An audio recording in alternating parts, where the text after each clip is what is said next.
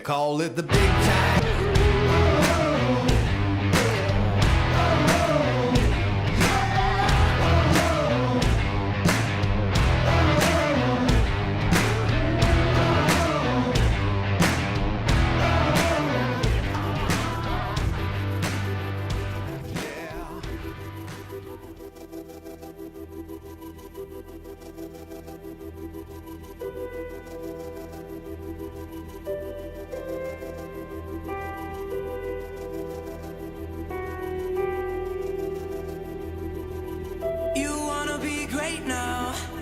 You're just trying to find a way out. I don't want to tell you how to live, but I just don't want you to miss. And I don't mean to scare you. I want you to live, and I dare you to give this life all you have. Yeah, all you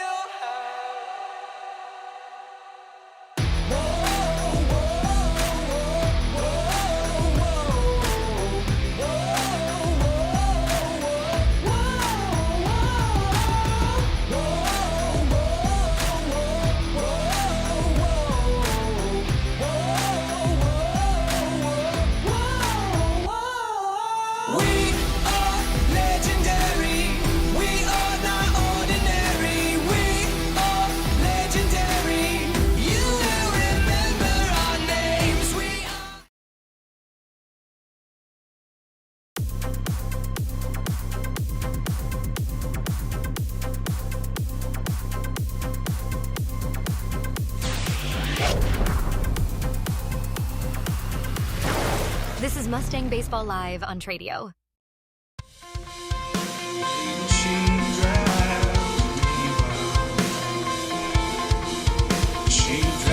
It's time for Mustang Baseball Live here on Tradio. Game number 2 of the season of Mustang Baseball Live.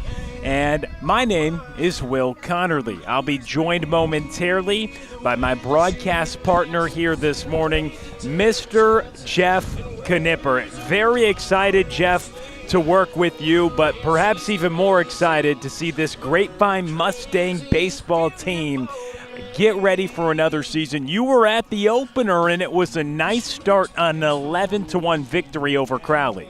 Yeah, the Mustangs got off to a great start Monday, especially on the mound. We saw 5 different guys on the mound for the Mustangs, and we're very impressed with what we saw. We knew what we were going to get out of Lai Esquivel as well as his brother Wylie, but saw a couple of new faces out there on the hill, and Caleb Evans was particularly impressive. Also, Vinny Slappa. We saw Santiago Montez on the mound, and just the Mustangs rolled one guy out there after another, and all had good velocity and good command of breaking pitches. It was quite impressive. So the bats there's early. The bats got off to a slow start. Wylie had that 3-run shot in the 3rd inning that blew the game open, but there were some balls driven. Lai Esquivel also hit one off the wall, and we had another ball off the wall. Connor Ray hit one off the left center wall. So the Mustangs showed some power in the home opener, and walking up to the field today, I wish I was swinging the bat today, Will. I felt a little bit of a breeze blowing out, and we don't have dimensions on the outfield fence here, but this looks like a hitter's yard.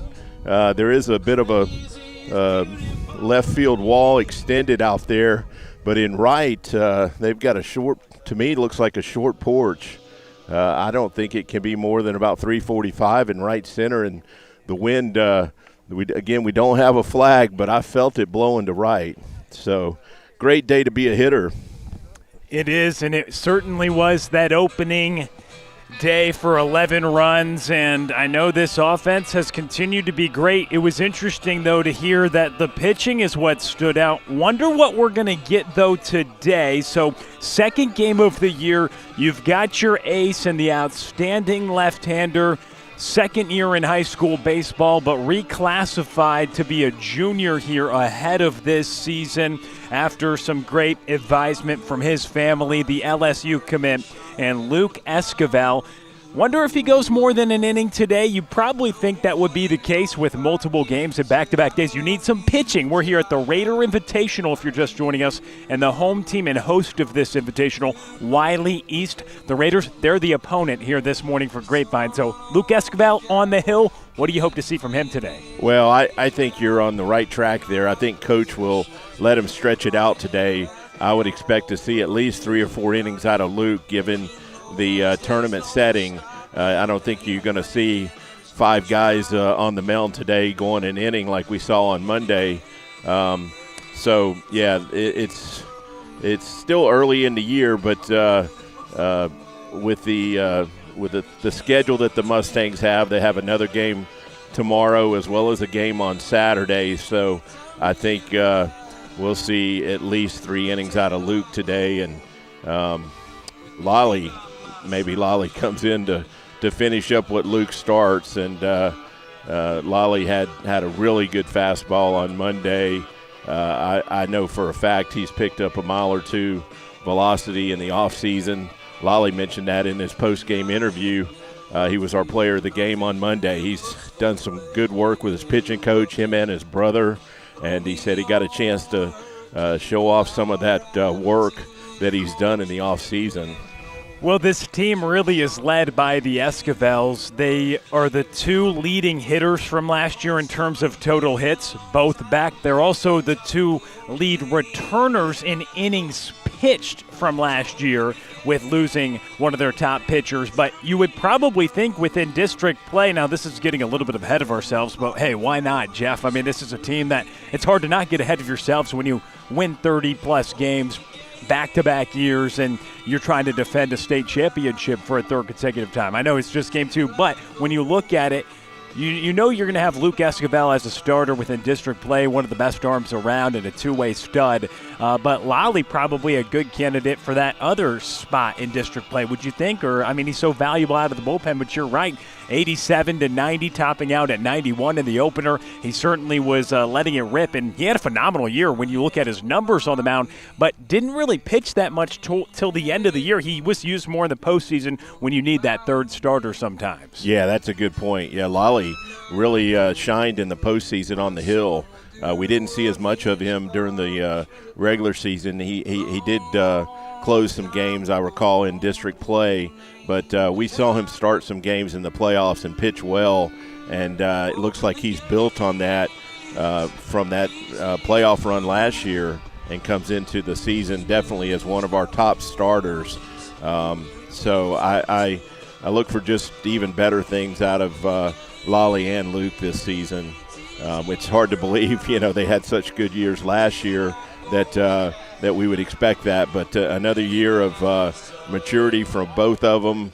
They both look like they've done some good work in the offseason in the weight room. So just stronger, more mature, and that usually produces better results. So we'll see for Grapevine what they can do today. When we come back on the other side, we'll give you the starting lineups. He's Jeff Knipper. I'm Will Connerly. We'll be right back. Thanks for watching Mustang Baseball Live on Tradio. We hope you are enjoying the game today. We have a goal to reach 20,000 subscribers by the end of the spring. We need your help to reach that goal. Please take the time now to like today's game and subscribe to our channel so you can be notified when other content such as highlights is being released. These metrics on YouTube allow us to use new capabilities and continue to evolve your experience watching. Tradio began with Mustang Baseball Live in 2017, and we are here today because of you. We are grateful for your support. Be sure to share this game with your friends and family. Go Mustangs!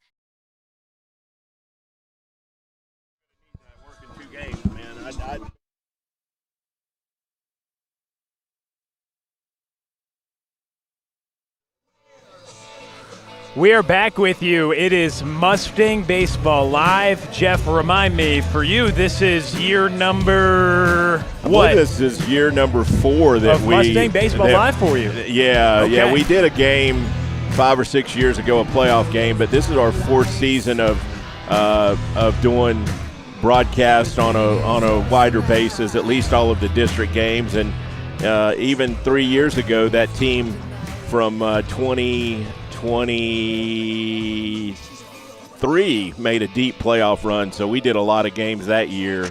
So, yeah, our fourth season of really full-time Mustang Baseball Live on Tradio. And that's Trey Bell, the entire crew spearheading those efforts. Jeff Knipper, I've been grateful to come in a couple times last postseason. Michael Dixon brought you guys the call alongside Jeff Knipper on Monday. So we're excited for this for many of reasons, as we mentioned on the top. But we did tease the lineups, Jeff, so let's give it to the fans. It's Luke Esquivel leading off, and he'll also be on the hill, the two-way star. A lot more to say about him as we progress. Zack Goldstein hits second.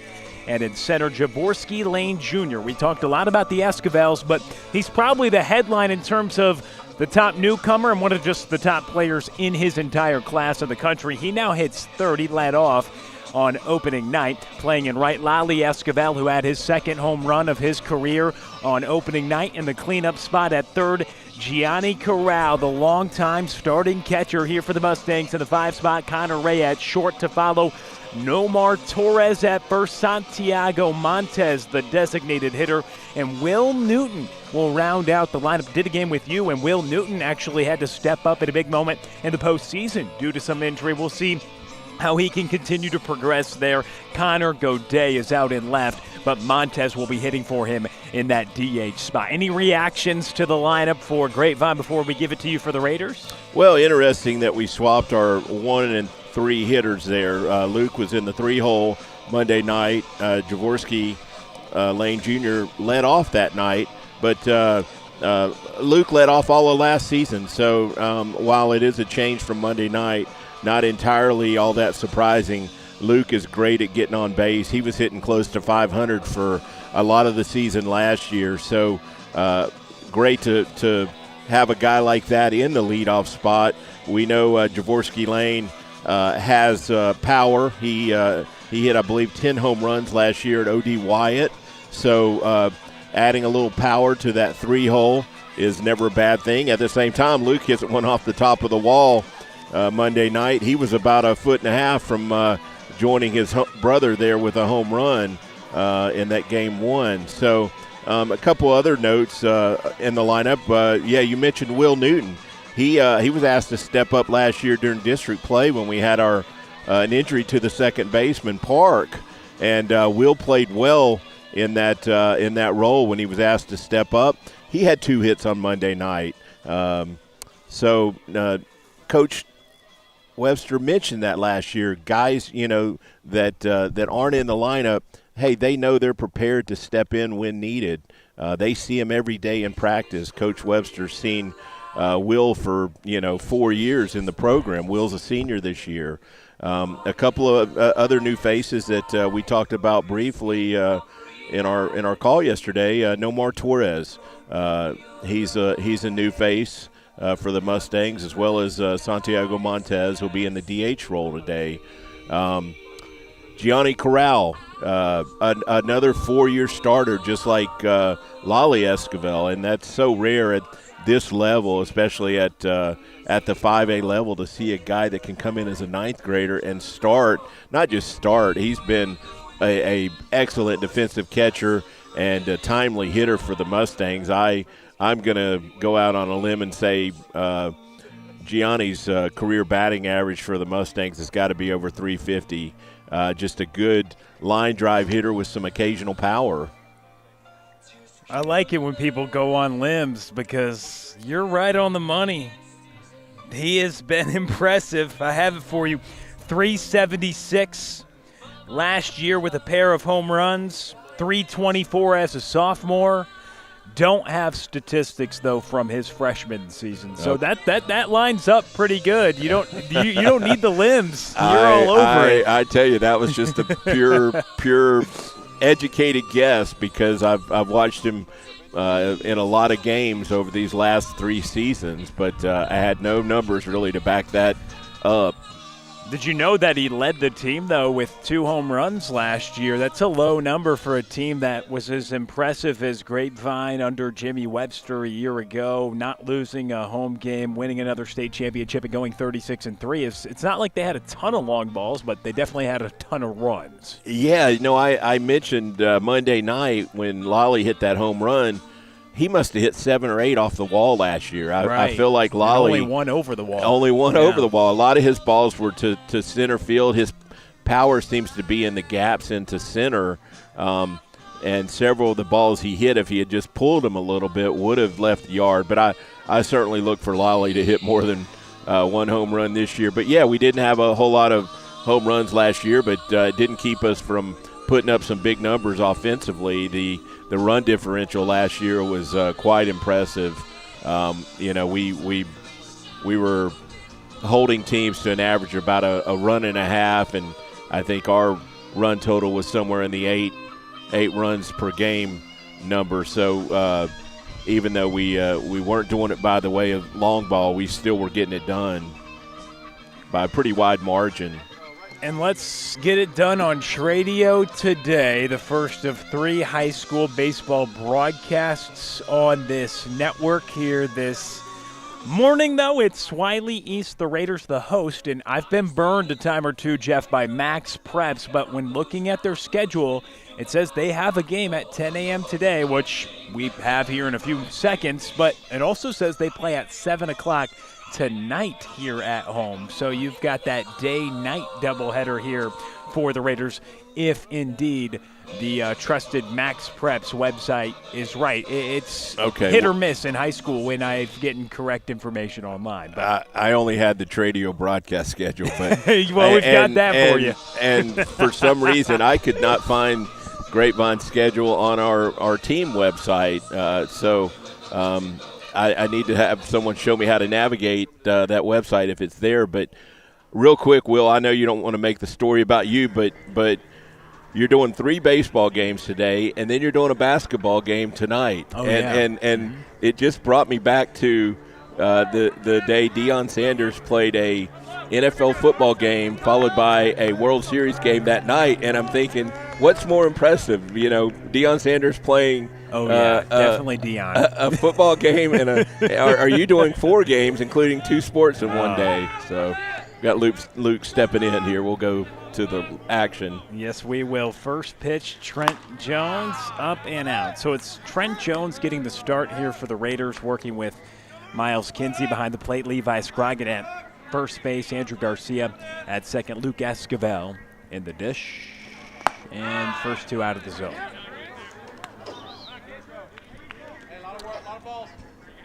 Jones looks like he's got a good fastball, missed up with those first 2 pitches, but looks like a good arm out there on the hill.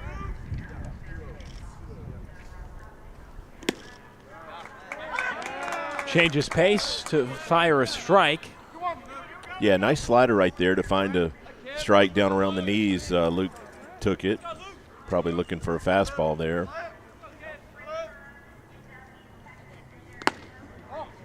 He tries to break it. It's on the outer half. 3 balls and a strike here to Luke Esquivel. Parker Brunson at short, Jackson Yilda at third, Carter Covington, Brandon Johnson, Lucas Harold left to right in the outfield. That's the defensive alignment for the Raiders, and that is called for a strike to put the count full here to Luke Esquivel. Went 1 for 2 with a run scored and 2 RBIs, along with a double on opening night. That ball you mentioned that he ripped to the outfield.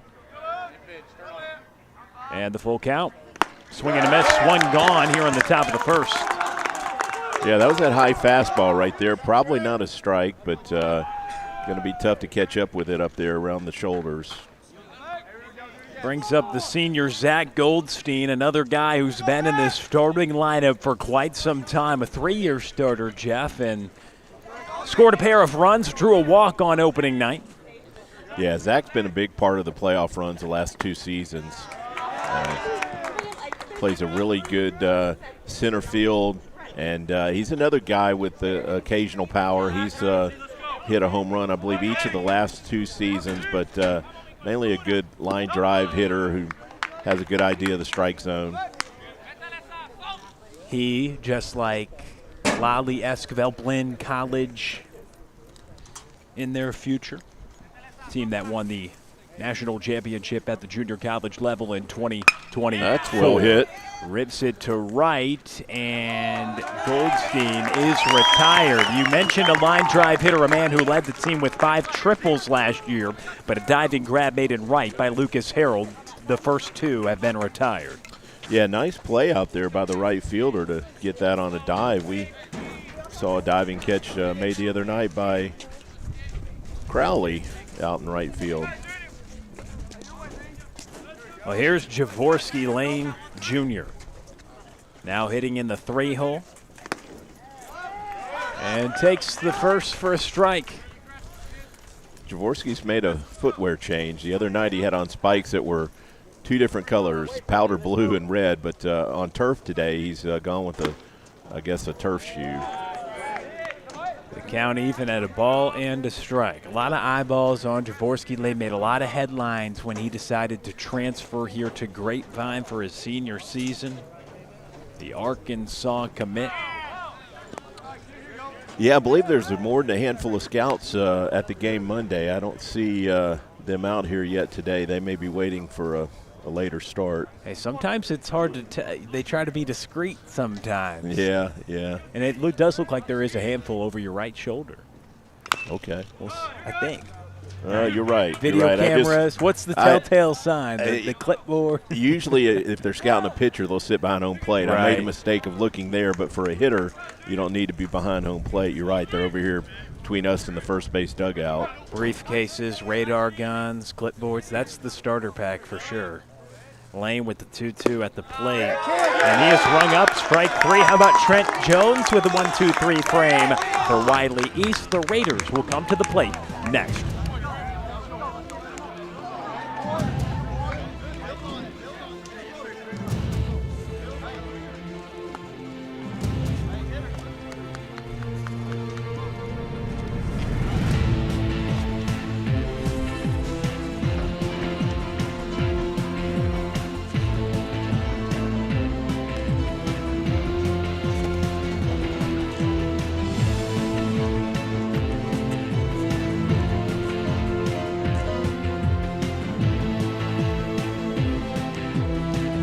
Enjoy working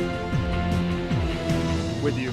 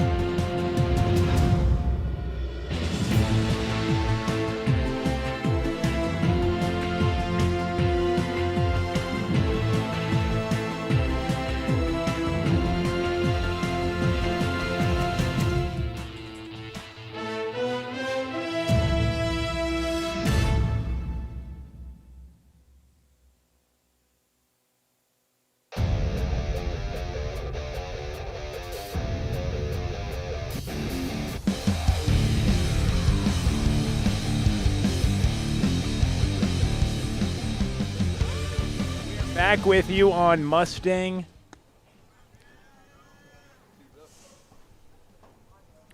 Baseball, Mr. Knipper. Yeah, Baseball Live. Similar start to Monday night offensively. We started slow offensively Monday night. Actually had no hits through 2 innings.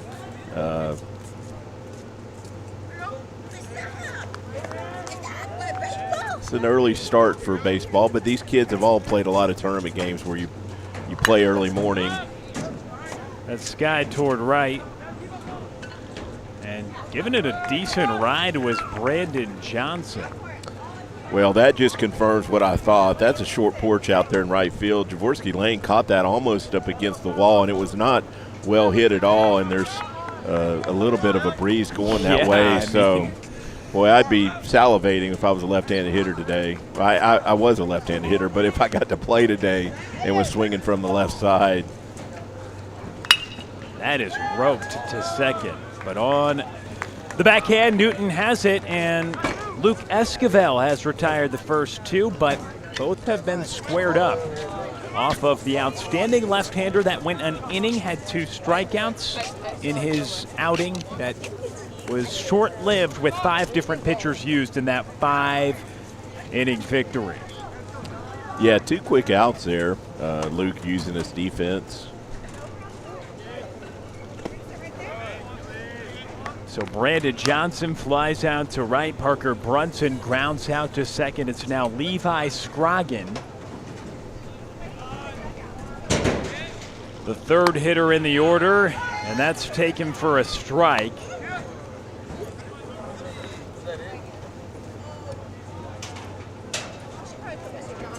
Here for the Raiders, who we believe are playing the first of 2 games they have today, and Esquivel changes pace. It was 86-88 in that first inning he had in the season opener. His curveball was 72-75, so upper 80s for the second-year player for Grapevine, and he dots up. Really brought the heat there, freezes Scroggin. Yeah, really good fastball right there to get him looking. But you got more information than I did, Will. I was actually saying I'd love to have the velocity on our broadcast. Twitter. You got a good scouting report. Okay. Twitter account. I'll show you. Okay. During the break, we'll be back.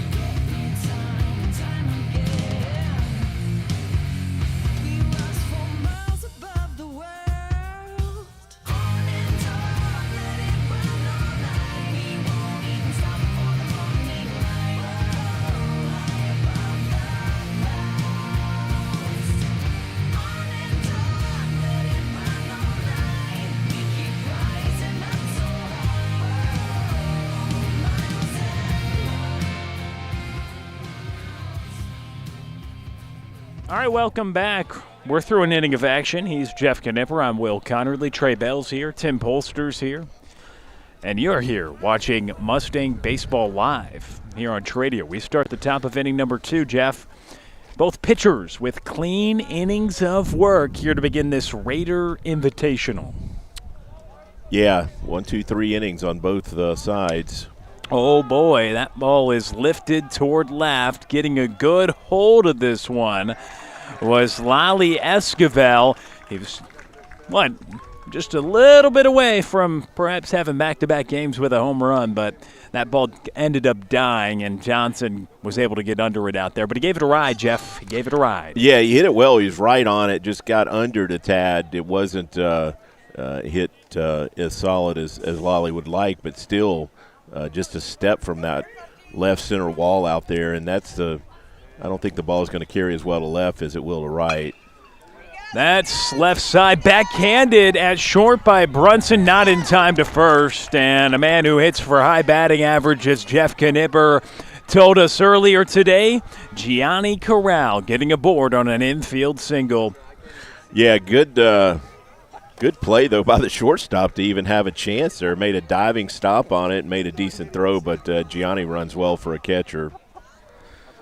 Beat that one out for a clean infield hit. And Connor's the guy that I wouldn't be surprised if he hits one out today. I mentioned it Monday night. He's got good power, and he hit one to really center field, a little left of center field on Monday night that was about 380 on the fly. So Trent Jones will try to work around a leadoff single Fouled away left side, Connor Ray at the plate. Believe that's Cash Kircher now running at first, Jeff. Is that who you have for number 4?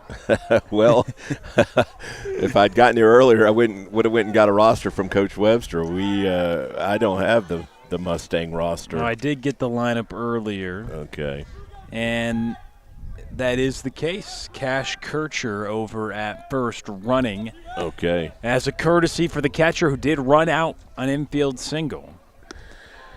And Kircher at first, it's Connor Ray at the plate, 1 for 2 with 3 runs driven in and a pair of runs scored on opening night after hitting .379 last season. Yeah, that's a new name that I'm not familiar with, but we'll see that name a lot because Giani gets on base a lot, and in high school at this level, you get to run for your catcher. We had a season about 4 or 5 years ago where that designated runner actually led the team in stolen bases. So an important, position there, even though they're not an everyday starter. It's a guy that's out there on the bases a lot, and will score a lot of runs on the season because we know Giani gets on base a lot. He does. They do that to speed the game up, if you're wondering out there, and it allows that catcher to get back in the dugout and get his equipment, and so we can turn over the inning faster. So Ray watching that for ball 4. Back-to-back runners have reached here for Grapevine. It brings up Nomar Torres, a Northwest Florida college commit from Puerto Rico, 1 for 2. On opening night, 2 runs scored, an RBI and a walk as well in his debut. And we'll see if he can follow it up, hitting with runners on first and second. Yeah, this is Nomar's first year, at least at the varsity level for the Mustangs. Pop that one up. Foul territory. Scroggin under it, grabs it, 2 down. That's interesting. He's going to Northwest Florida. I recognize that name from back in the 80s when I was playing college baseball. Some of the Florida State kids would start out at Northwest Florida before they ended up in Tallahassee. So I'm fairly certain that's one of the top JUCO programs in Florida. A handful of players on this team going to great JUCO programs. Blinn, of course, is just fantastic. They've produced so much talent to go on to play at the Power 4 level. Won a national championship a couple of years ago and had multiple starters in the Big 12 the next year on that same team. It's Santiago Montes now, the designated hitter up at the plate, 0 for 2 with an RBI and a strikeout. Also got on the bump as well on opening night. Now trying to come through, 2 out, 2 on. And he can kind of bring it, Jeff, on the hill. With some good velo. Yeah, he's got a good arm. He'll play first base occasionally when not pitching. But, yeah, he's a big kid and has a good arm. It's also saw a couple at bats from him on Monday night. He's a strong kid that has got some power. In his first year here with Grapevine, believe looking him up and on Perfect Game and Things, originally from Edinburgh, Texas, and he was a standout hitter and pitcher for them and did a little bit of both for Grapevine in his debut and that big win over Crowley Monday. 2-0 friendly count. And Jones serves up a strike. Yeah, I wonder if Montez was taken right there. That was like a good pitch to hit. Taken 2-0? Yeah. I'd like to see him swinging, but I'd have liked to see him take a hack at that one. That was a spot right there. Yeah, I mean, that was painted on the outer half. Correct. He hit the black out there. I understand taking that one. That 2-0 pitch was it looked like right down the heart of the plate. So got to protect here with 2 strikes. Don't want to leave those runners out there.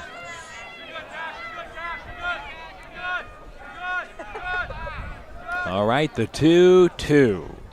And it hits Santiago Montes, loading up the bases for the 9-hole. Will Newton. Big spot here in the 2nd inning, Jeff. The singer, as Trey likes to call him. Why's that? Wayne Newton. That's because of Wayne Newton. Okay, I can't keep up. I'll be honest. Some of the nicknames he pulls out, pretty impressive. I need if it's a good nickname, does it need an explanation? And he said he got the okay from Will on that. And that's the thing. That's what you need, the okay. Yeah. But he comes up with great nicknames for a lot of players on these teams, so I give him a lot of credit in that regard. Yeah, Jones let him off with the slider there that Will looked at. So Newton with the bases juiced, 2 for 2 on Monday. Can he come through here? And that's called for a strike. It was Miles Kinsey, the catcher, did a good job framing that down into the zone to make it an 0-2 count. Yeah, Mustangs putting themselves in a hole at the plate here, looking at some strikes. Tough to go 0-2 without a swing. Lifted toward left field. Covington under it, and the bases loaded, but they're all stranded out there as Will Newton flies out to left. We go to the bottom of the 2nd next here, Tradio. Want to know a stat I found?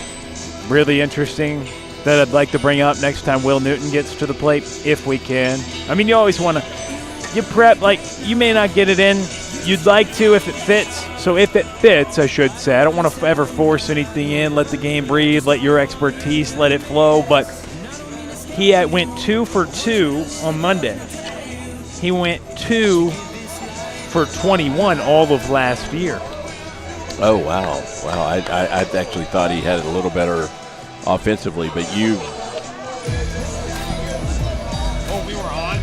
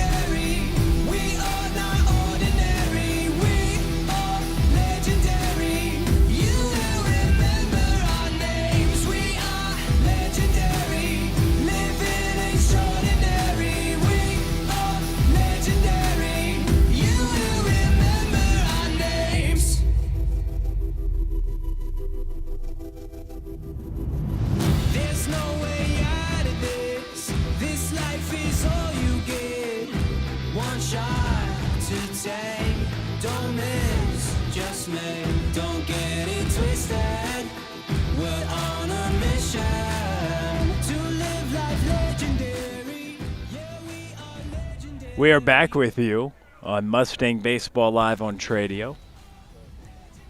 We start a new frame of action. Yeah, as we suspected, Luke is going to stretch it out today. We're not going to limit our guys to only 1 inning. Boy, good fastball right there from Luke to get a swinging strike. Again, from what I found online, which I know you have to be careful with what you find online, 86 to 88 for Luke on Monday. Yeah, that kind of agrees with what I saw on Monday. I didn't feel like Luke had cranked it up as well as he can, and no reason in that first start to try and light up the radar gun. I know Luke was throwing harder than that most of last season, but I'd rather them kind of work into it. And I believe he has cranked it up a little bit today. Well, he cranks it for ball 4 to Matthew O'Neill, so the first base runner reaching for the Raiders. O'Neill on at first. The designated hitter leads off the bottom of the 2nd with a walk. Miles Kinsey, the catcher, now at the plate. But, you know, we're talking about that's a bunt foul. And I know you come from the hitter's cloth. I did not play at a level that you did, but I was on the pitching side. And, you know, to look at a left-hander that is 16 years old, upper 80s, and saying, well, he can crank it up even more is pretty crazy to think. Just his second year of high school and already achieving that level of velocity. But that is certainly not the best aspect of his game, in my opinion. It's his location control and pitch mix. Has a great changeup and out, fired by Corral down to first, and Torres, that stops the conversation and puts it out at first. Yeah, no, good point there, Will. It certainly you got to do more than just throw fastballs to get outs, and Luke knows how to pitch out there. Knows exactly. Has a couple of pitches he can throw for a strike and throw them for his strike, not necessarily the hitter's strike.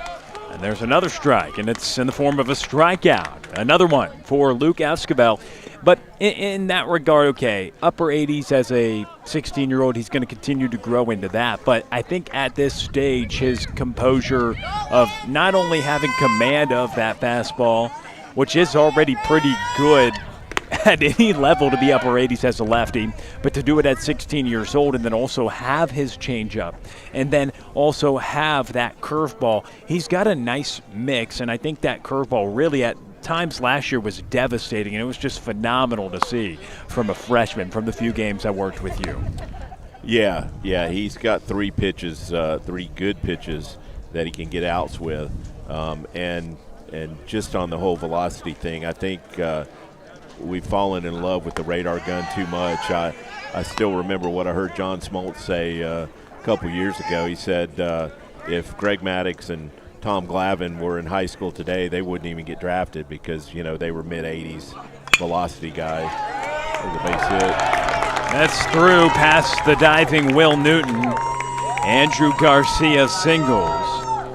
So just to follow that up, I mean, there's two Hall of Fame pitchers right there that, you know, by today's standards wouldn't have been a prospect, at least at the high school level, because they were mid-80s velocity guys, and you need a lot more to be effective at the next level than velocity.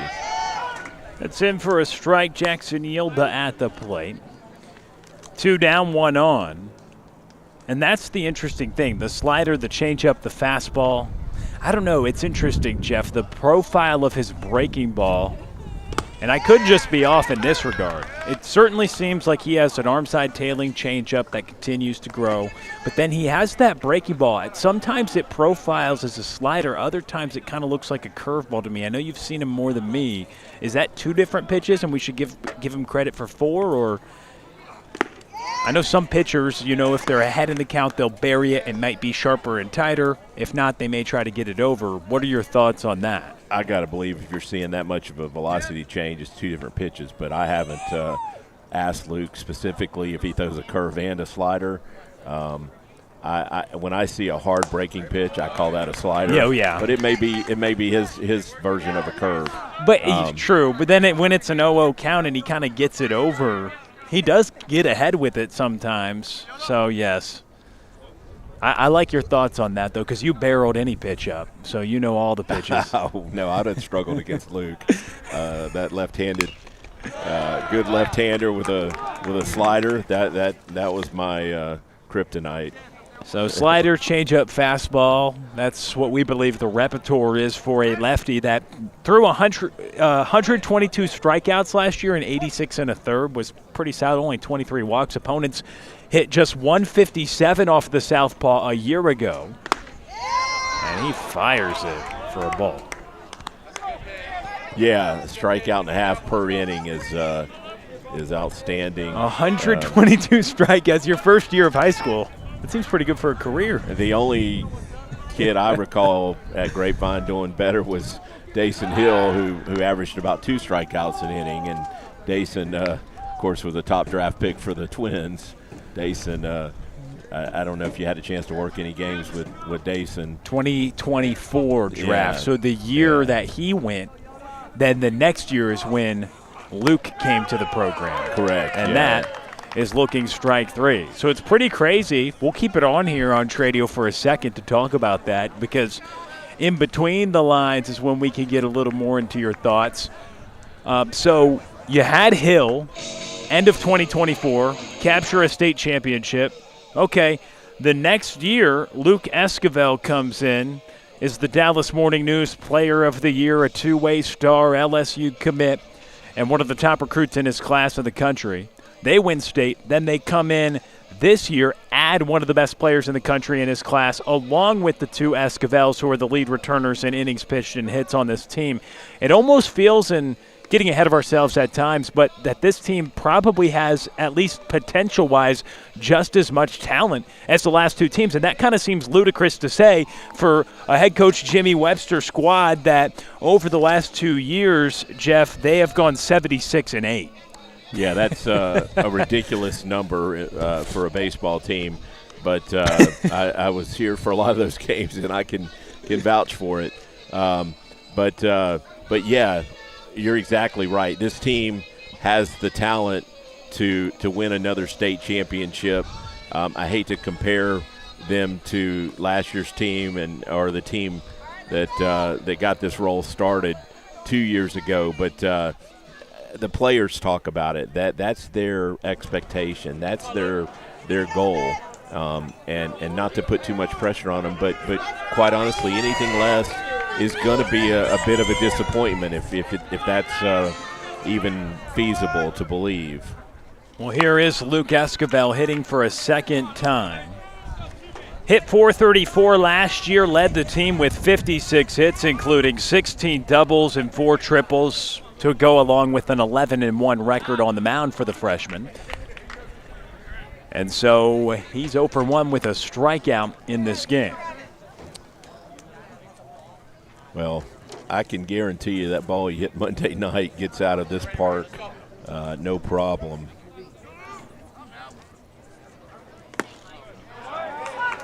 That's called for a strike.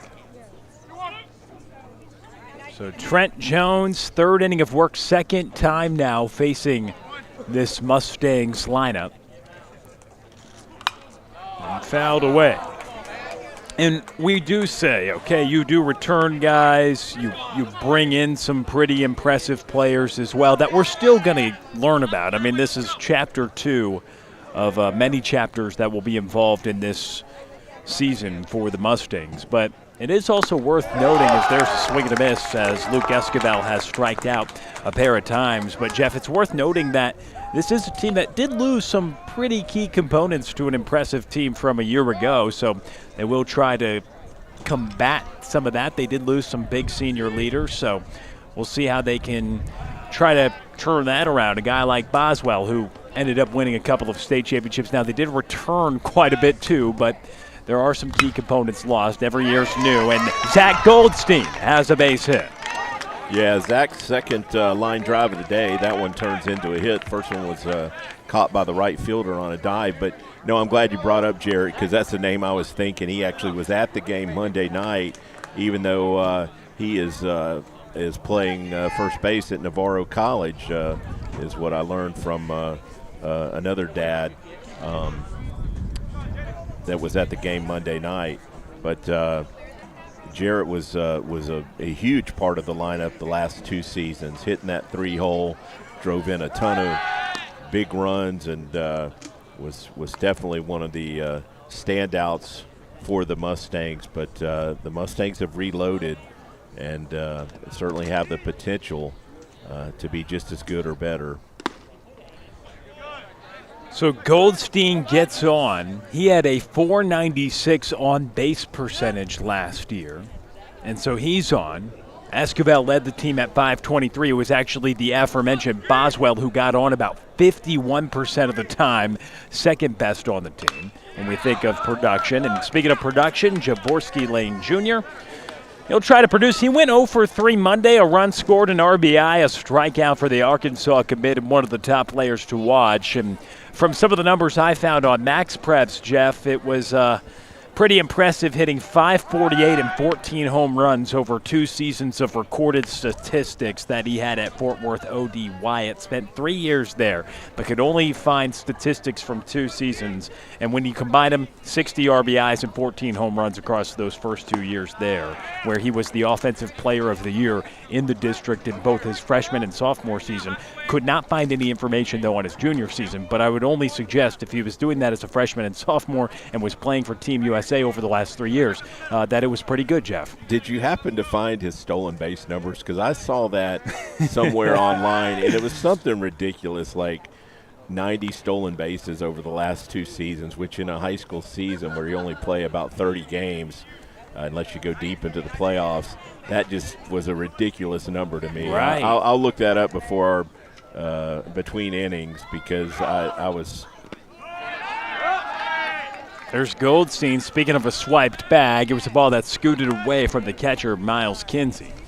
I did not find the stolen base number. I'll look that up. I did find his father's rushing touchdown number, though, at Texas A&M, which I thought was pretty impressive for a 285-pound running back. He had 49 of them for the Aggies, a school where he originally committed and then ultimately committed to Arkansas when they had that coaching change at A&M in College Station. I remember his dad. I didn't realize he was that big. He was 280 pounds body. as a running back. Them go and play in the NFL. That's yes. crazy. A legend.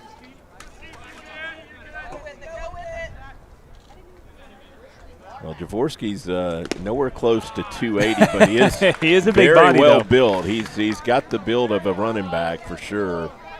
And he draws a walk to put runners on first and second. So Goldstein singles, Jorvorskie Lane walks. It brings up Lai Esquivel, the senior. Went 1 for 3, had a home run in the opener. Had 39 RBIs last year to lead the team. He's got a runner in scoring position right now. Hit .418 in the 2025 campaign.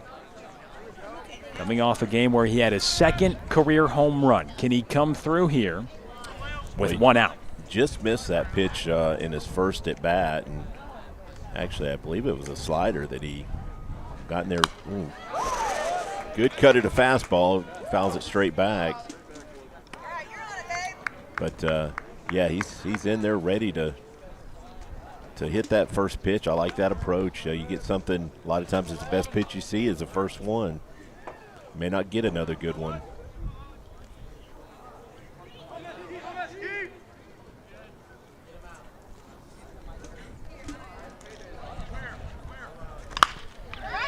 Hit through left side, past to diving Brunson at short. Goldstein being waved home.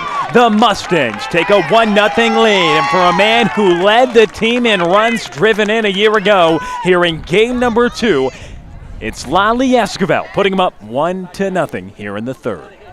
Aggressive base running right there by Jorvorskie Lane Jr. to get to third base. That's a ball that sometimes you'd hold at second.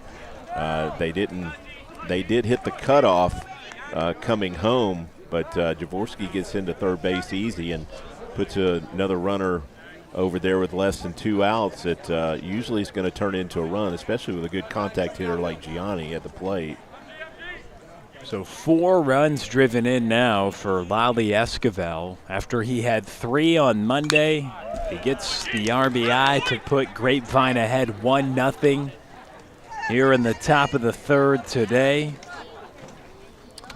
Good cut right there by Giani. He rarely swings and misses. He's so good at contact. Singled in his first trip to the plate after going 0 for 3 on Monday for the Weatherford Community College commit. Going to Weatherford College. Led the team with a pair of home runs, as we mentioned last year. Squaring to bunt. Drop down. Lane comes across. Throw to first. It's in time. Lai Esquivel was off with the pitch. He scores as well, and it's 3-0 Mustangs. Wow, do you get 2 RBIs right there? That's rare that you have a bunt that scores 2. Good base running right there by Lai. I don't know that I've ever really seen that without a bad throw. There's not an error. So there's Lane off with the pitch, and he easily scores on the bunt as we get another look. And then not in that shot, but what happened was Lai Esquivel was at second, and he just took off. I mean, he had a massive jump. He was pretty much at third when the ball was put down. I was thinking the same thing. And that is lifted That's towards outta right. here. Connor Ray, I mentioned Jeff it earlier. Knipper, you called it. He's left the yard. It's 4-0 Mustangs. Moments ago, you said he would leave the yard today, and he does just that. Wow, that was a no-doubter. I honestly, you misquoted me slightly, but not surprised at all. He's just got a swing that seems to produce underspin that really gets that ball up like that. Oh man, what was the misquote? Well, I said I thought he might hit one. I didn't guarantee it. I didn't. Oh yeah, you said I think he'll hit one today. So a little misquote, but in a good way, giving you the credit for the long ball. I like it. That's a check swing and foul ball. So what? It was his first time up at the plate. Actually, before we started the broadcast, one of the first things you noted as a former power hitter yourself, putting balls all over fences across the country, you came here and said, well, I'd love to be a hitter today as a lefty, as that's hit towards center. Back on it, Johnson makes the grab side retire, but now before the Mustangs score 4, we'll keep it with you here for a second. So you hit balls all over fences across the country as a power hitting left-handed bat. Well, I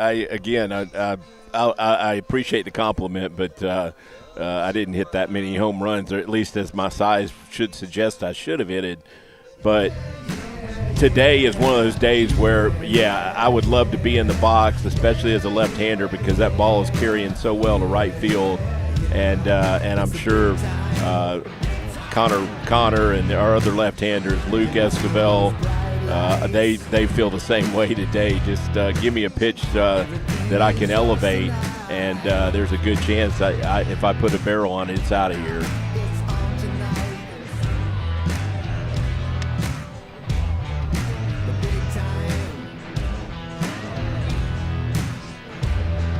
Oh, so we're on camera, Jeff. You see that? Pretty crazy.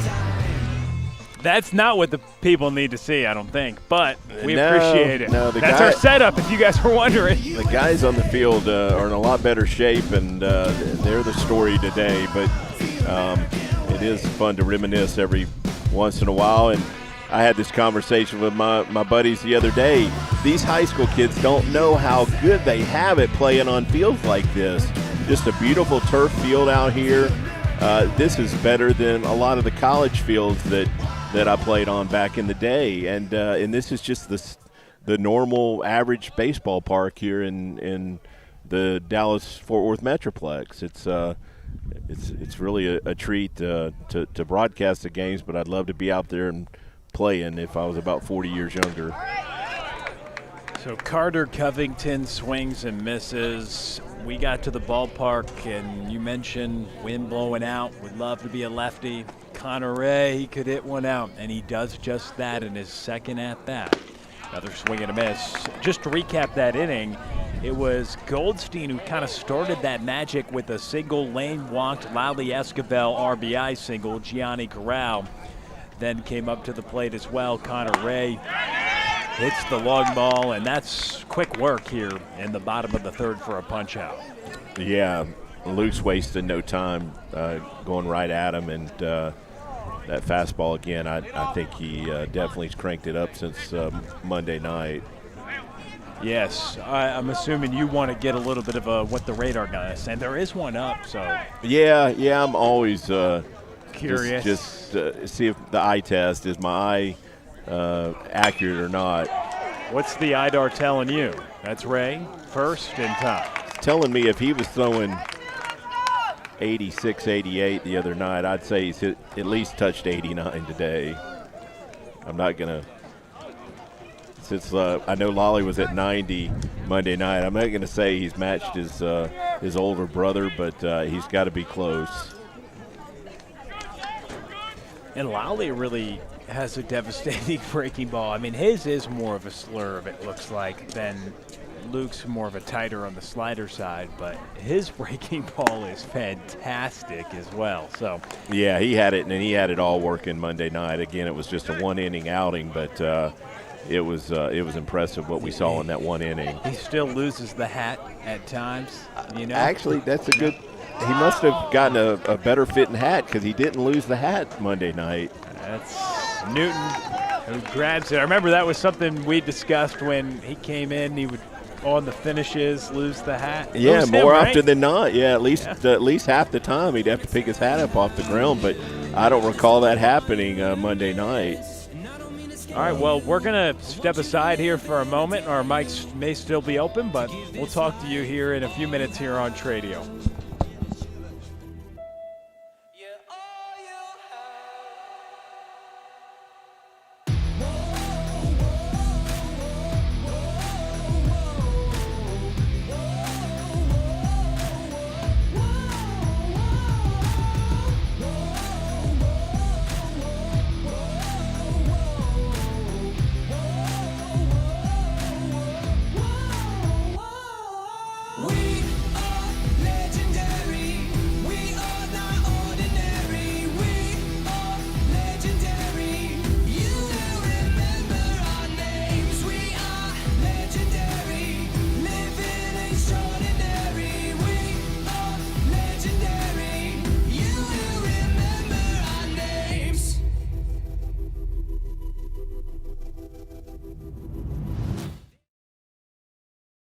Thanks for watching Mustang Baseball Live on Tradio. We hope you are enjoying the game today. We have a goal to reach 20,000 subscribers by the end of the spring. We need your help to reach that goal. Please take the time now to like today's game and subscribe to our channel so you can be notified when other content such as highlights is being released. These metrics on YouTube allow us to use new capabilities and continue to evolve your experience watching. Tradio began with Mustang Baseball Live in 2017, and we are here today because of you. We are grateful for your support. Be sure to share this game with your friends and family. Go Mustangs!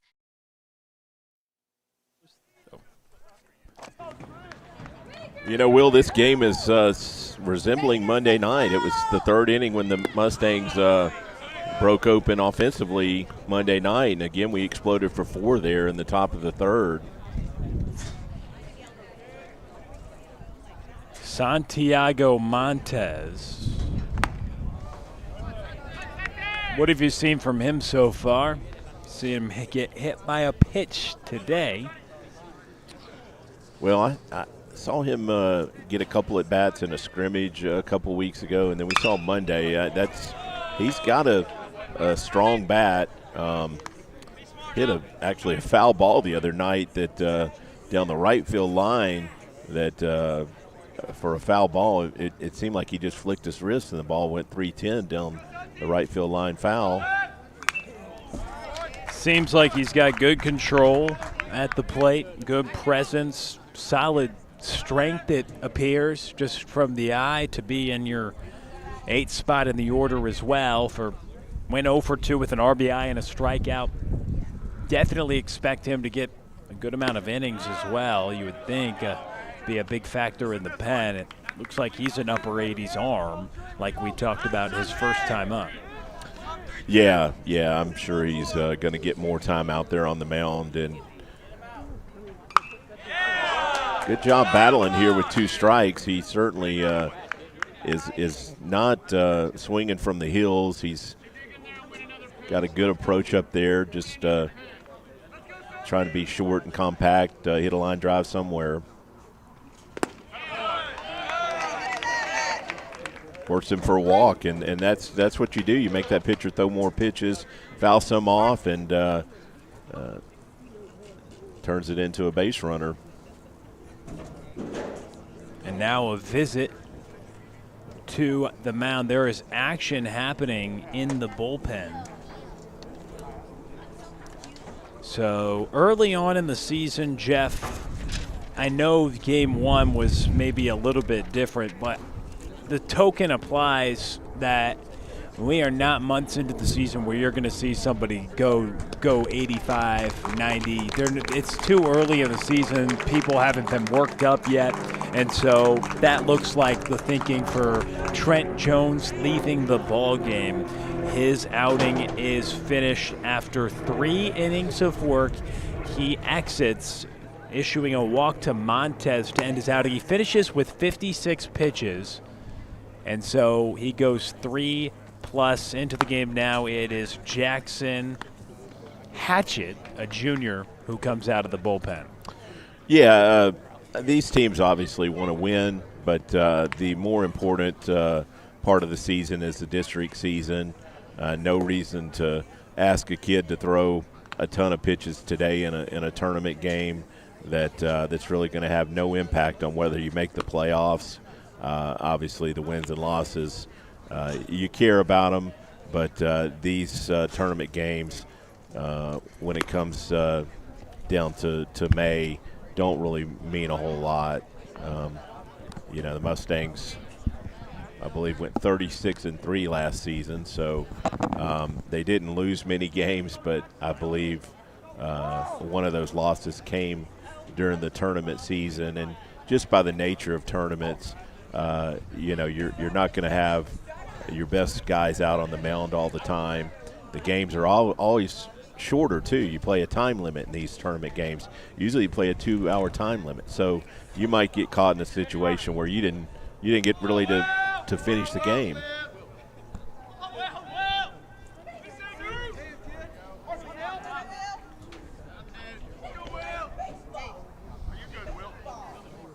Will Newton now bats, runner on first, and a check down.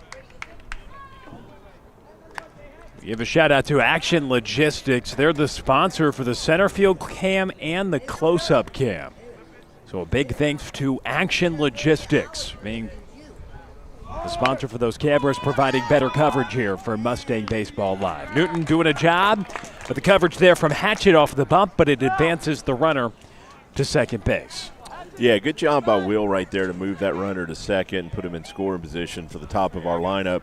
That's one thing the Mustangs, they actually had one attempted bunt on Monday night, but it was actually an attempted bunt for a base hit, I'm fairly certain. Zack tried to bunt for a base hit and bunted it back to the pitcher. So that is something we know the Mustangs will do and do frequently at times, is move those runners with a bunt.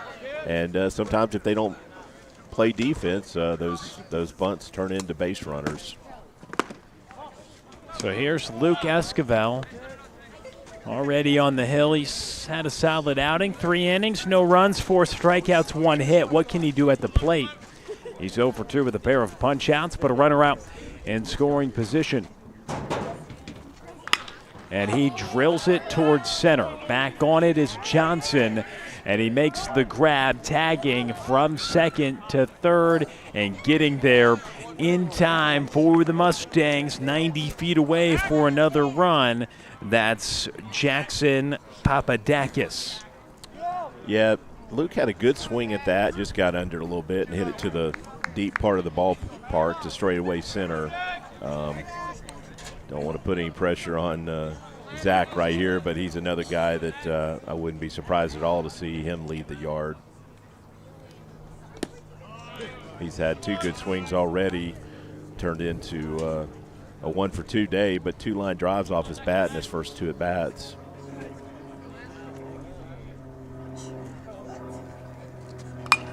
Foul ball.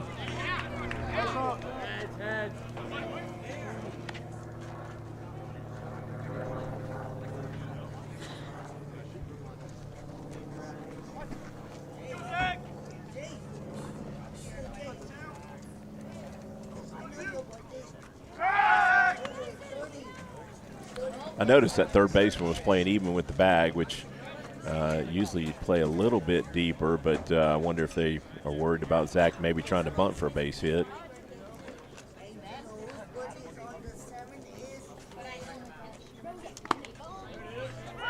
Zack takes for a strike. It's Zack Goldstein, 1 for 2 today.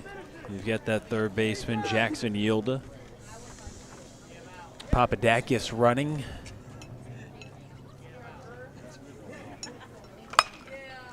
Lifted towards left. Covington cannot cover. It's down. And Zack Goldstein has 2 hits today. It adds another run for Grapevine. They're ahead, extending their lead to 5. I started to make a comment how deep that left fielder was playing, but he actually ran in about 20 feet before that ball was hit, but still couldn't get there. That ball, Zack dumped in right there for an RBI single. We'll take it. Little blooper to left. He's also ripped a couple balls as well. Yeah, it looks just like a line drive in the book. Let's see if Jorvorskie can get it going. He's had a little bit of a slow start to the season offensively.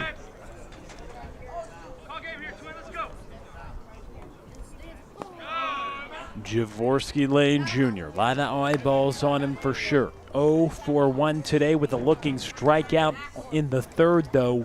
He reached on a walk and scored on a bunt.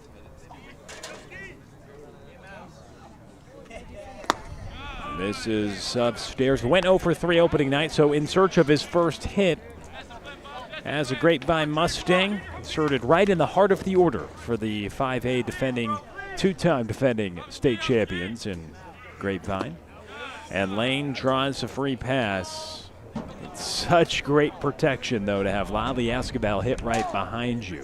When you enter into a lineup, you're a great player in your own right, but if teams want to be careful with you, that means you may have to pitch to Lai Esquivel with runners on base, and he's the leader for this team in runs driven in a year ago, and he's off to a great start in that department, one already today this year. Yeah, the pitcher looked like he might have been pitching around Jorvorskie there, which I wouldn't really understand that thinking with Lai hitting behind him. Pick your poison, right? Yeah, I mean, there's really nowhere in the middle of that lineup to take a breath. You're going to be challenged.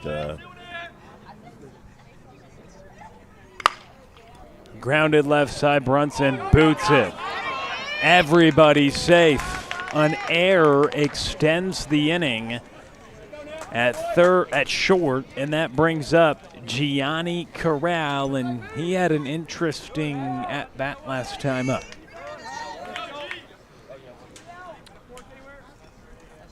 So yeah. Corral.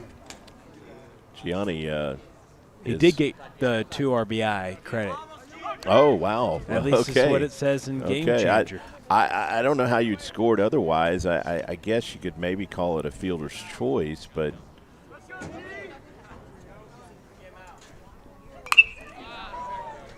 right, because so when you drop it down and the guy on 3rd scores and 2nd, yeah, I mean 2 RBI. So he is in this game 1 for 1 with 2 RBIs. Got credit for the sacrifice and 2 RBIs. That's a productive trip to the plate. Now hits with the bases loaded. And he'll try to break this game open, Jeff, unless you'd consider a 5-0 lead in the top of the 4th already broken open. But with the bases loaded, it can really break it open. See how deep that left fielder's playing? Wow. I mean, he's got to be within 5 feet of that fence, it looks like. Respect. And Corral hits it that way. It's in the gap. Rolls to the wall. Corral with extra bases, and he clears them with a double. An 8-0 lead for Grapevine on a bases clearing double by Giani Corral. Yeah, Giani smoked that one in that left center gap.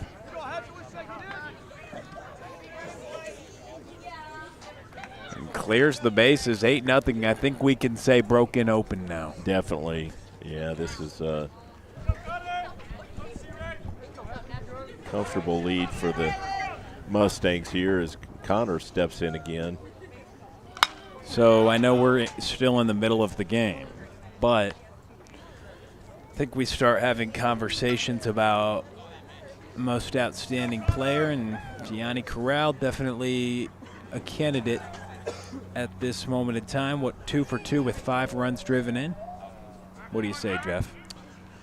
That's a good choice. Of course, the guy at the plate has a 3-run homer to his stat line. No, solo shot. They scored 3, and then he hit the bomb. Okay, you're right. It was 3-0 when he hit that. Okay. But that still is a good pull. No, I like the 2 for 2 with 5 RBIs. What about hey, another base hit he's there. trying to add to it. Another extra base hit for Connor Ray. And the Mustangs are ahead by 9. Okay, so now he's abandoned board 3 times, a walk, homer, and double. I think he's now in that conversation. 2 runs driven in, 2 extra base hits. There's a lot of candidates when you score 9 runs through 5 innings so far. Yeah, and Luke's been good on the mound too. 1 hit through 3, no runs. So I don't know. I just want to get the wheels turning on that. I know an added element of this Tradio broadcast this season I have seen online and been a part of a few times myself with Fort Worth Christian is the player of the game interview. So I just want to get your wheels turning on that because some of the executives were telling me that you were going to be handling some of those interviews. So I just wanted to get – Yeah, last I heard we were only going to do that after home wins. Okay, but, you know more than me. But I don't think it hurts to have that discussion, and certainly I got no objection to Giani being that guy. He's had a good game for sure, and we're only in the 4th inning. Nomar Torres, he is up to the plate.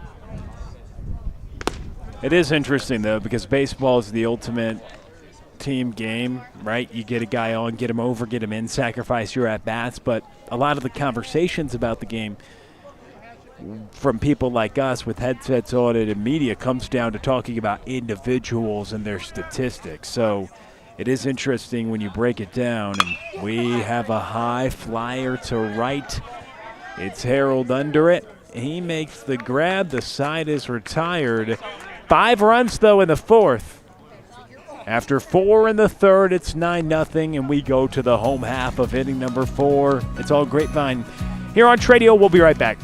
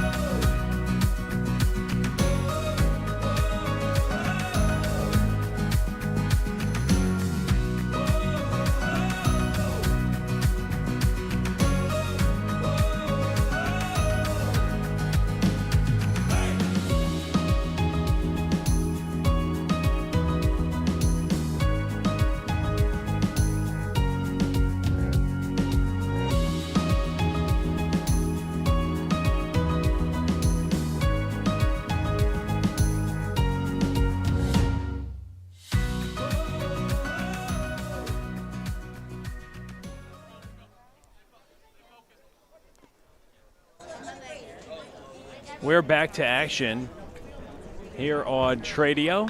Ground ball. Ray to first. In time. Nice stretch. Out at first. And the first out here in the bottom of the 4th inning. It's Luke Esquivel. He went 1 inning in the season opener as the Raiders have 2, 3, and 4 due up in this inning. It's Parker Brunson who grounds out. It brings up Levi Scroggin. He struck out looking. A 9-0 lead for Grapevine. Get your ace on the hill, and ooh, he pulls the string there, swing and a miss. Yeah, that was that look like that slider that he likes to throw to get that first strike sometimes. See, the interesting component of it is the way he pitches against right-handers. It's really effective with how much break he can get on his slider. And then you get swings like that ultimately results in a hit, but I'll tell you, he really had the batter fooled on that hit. It works out as a knock for Scroggin on the infield, but if we got another look at that swing, he had him fooled with what was another breaking pitch. Yeah, definitely, and that was just a excuse me type hit there. Lolly had no play. Happens. He had to field it too. It wasn't going foul. Sometimes you might try and let that ball go foul, but it was definitely a fair ball. It's one of those that's baseball plays, right? Yeah, it just happens. I mean, Grapevine's had, they've had not technically that, but they've had a little blooper today. Not something quite like that, though. Yeah, you hope they even out. You're going to have those line drive outs, and then sometimes you're going to get the dinkers that fall in.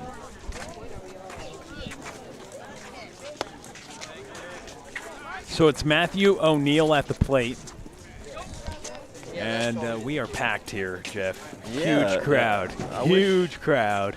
It looks like they let the students come watch the game. Well, that's one thing we haven't talked about. It's a friendly teacher. Yeah, we're in the middle of the school day. These guys are pumped to be missing school above all else, probably. Honestly, between games, I need to go make sure my truck doesn't get towed. I had to park in a student parking spot. I don't know where you parked. I couldn't find anywhere to park. It said student on it? Well, it was painted. It was painted. My thought well, was, I do have insight for you. My thought was if the student isn't here by 9:30, it's safe parking. So painted, like the whole spot had paint? Yeah, the seniors typically get to paint a spot. So you took a senior spot. Wow. I think maybe he's on senior skip day, because if he's not here by 9:30, I mean, he's not coming, is he? I don't think so, because you could make the argument if it was an afternoon game, they could have left for lunch and be back. I get that. Or they could have gone somewhere, had a free period. You know how senior year works. However, yeah, I took a spot out there. It wasn't painted, but it was just an open spot with a number. I was also confused, like, is this a faculty spot, staff spot? Obviously, it's packed when we came here because we are in the middle of a school day, but the player is certainly happy, and so is Luke Esquivel as he gets another nice swing and a miss, and he has really settled in here and command of all his pitches at a high level. Yeah, Luke's pretty much done whatever he wanted today out there on the mound. He seems to have all of his stuff working for strikes and got that really good fastball. Really fun to watch this lefty work, and he spots up. So we were talking about that to the right-handers, and Jeff, one thing that I've noticed is that the fastball command that he has, particularly on his glove side, inside the righties, that has been fantastic. And so when you can spot up, you were a right-handed bat or left-handed bat? I hit left-handed. Left-handed bat. So if you, even for a left-handed bat, if someone's painting that outer half, but then they can come with you with a breaking ball that lands in a similar spot, different plane, but for him, if he can pound the inner half to the righties, work his changeup off of it, I mean, he really has done a nice job of tunneling all those pitches and keeping guys off balance. It's why opponents hit about 150 off him across nearly 90 innings last year. And he, again, time and time again, gets swings like that. Yes, the stuff is great, but I think the pitchability is something that also needs to be discussed with this second-year Mustang at standout. Yeah, that's a good point. You know, if you can work in and out, up and down, change that eye level on the hitter, it's certainly going to make you a more effective pitcher, which he's been about as effective as you can get today. Miles Kinsey wanted time, wasn't granted, and he's called for strike three. We will step aside.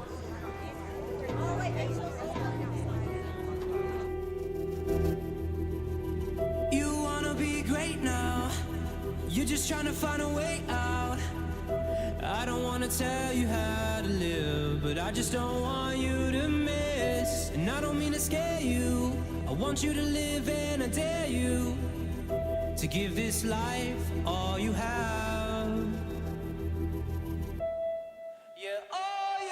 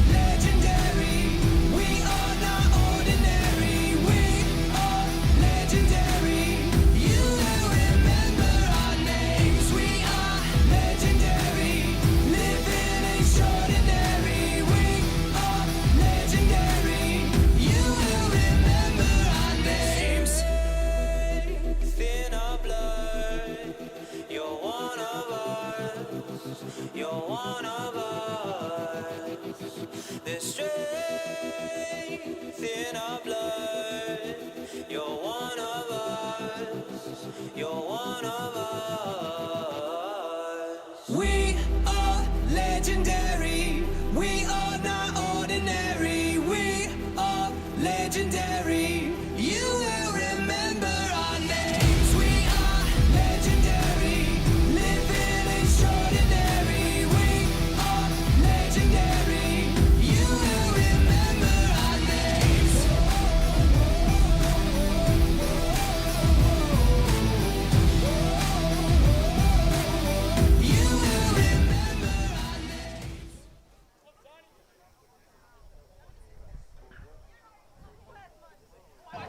Jeff Knipper, Will Connerly, Mustang Baseball Live. It's on Tradio. 9-0. Grapevine. Well, they're looking to move to 2-0 on the year. Another game where they are dominating. Luke Esquivel's been good on the hill. Jeff, sorry to cut you off. New arm into the game. Yeah, that's the only thing I was going to mention. Justin Hill, senior on the mound for the Raiders now. No, I thought you were going to mention a lot more than that. Come on. Well, I didn't do all the research like you. I don't have any insight on the Raider lineup, but real impressed with all the stats you dug up. Well, that is Montez. He has not had a chance today. Here's what he's done at the plate. How about this for your day off school? Hit by pitch, walk, hit by pitch. What's up? You get to miss school, you get to get plunked twice, but you get to be on all 3 times. And that's Montez. I'm not. Three plate appearances, no official at-bats. Correct. And you're the DH. Your one thing is to come and hit, and you haven't really had a big chance. Perfect on-base percentage, though. That's what you want, right? And so Will Newton, he is 0 for 1, flew out to left in the second, had a sacrifice bunt in the fourth. 2 executed bunts today. By Grapevine, that gets behind Kinsey Easy, taking up second for Montez. Yeah, Will had a nice line drive to right Monday night, but also had one of those excuse me base hits in his second at bat that night. Just a little check swing that looked like a perfect bunt down the third base line. Let's see if Will can pick up his first hit today.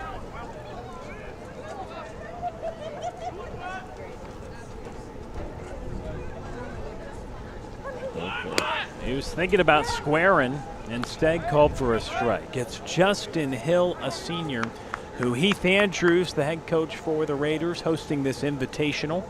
We'll have more broadcasts coming up, actually 3 of them today, with a doubleheader involving Fort Worth Christian. That'll be on Cardinal Baseball Live coming up after this matchup here, also on Tradio. That's foul back. Will Newton at the plate.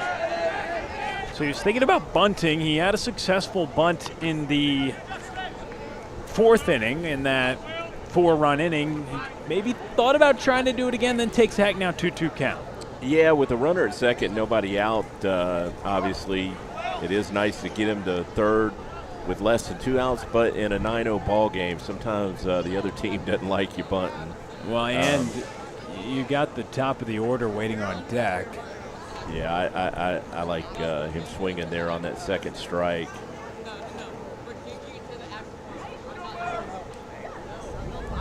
Hill. Outfielder's got him shaded to pull big time. So Newton goes down on strikes. It brings up Luke Esquivel. He's had a good day on the mound, 0 for 3 with a pair of strikeouts at the plate in this game, but gave it a ride in the 4th inning, hit it pretty far out into center. And his 3rd trip to the plate, now up for a 4th time, the leadoff man here today. It was Jorvorskie Lane who led off opening day, so Coach Webster trying to figure out what this lineup will look like, perhaps. But a lot of the guys that you see today are expected to be some mainstays in this order. I feel like the wind had shifted on us all of a sudden. It's kind of coming in from left. Earlier, I felt like it was blowing out to right. So our camera kind of showcased that, right? You can see it on the umpire's pants that the wind's coming in from behind him. That umpire's out there around the shortstop position. Got a 2-man crew today, so that base umpire has his work cut out, has to cover all the bags out there. Montez with the lead at second. It's inside to Luke Esquivel. Sure Luke would like to get something to hit here. 3-0. See if he gets a green light. You would think. Green? Give it to him. Come on. Yeah, I like it here. We're up 9-0. Let him swing. And he had no intention of doing that. No. As he didn't move the bat an inch and takes it right down Main Street. The scoreboard says 4-0 count. We take pulling that data from in the stadium onto our scoreboard now. So just so you know, it is 3-1. And now it's a full count. You know, got our data coming through the press box here and didn't realize you could put 4 balls on the screen. Not a legal count to have, right? I don't think I've ever seen that before. But boy, Luke really stands close to the plate. He should be able to pull just about any strike.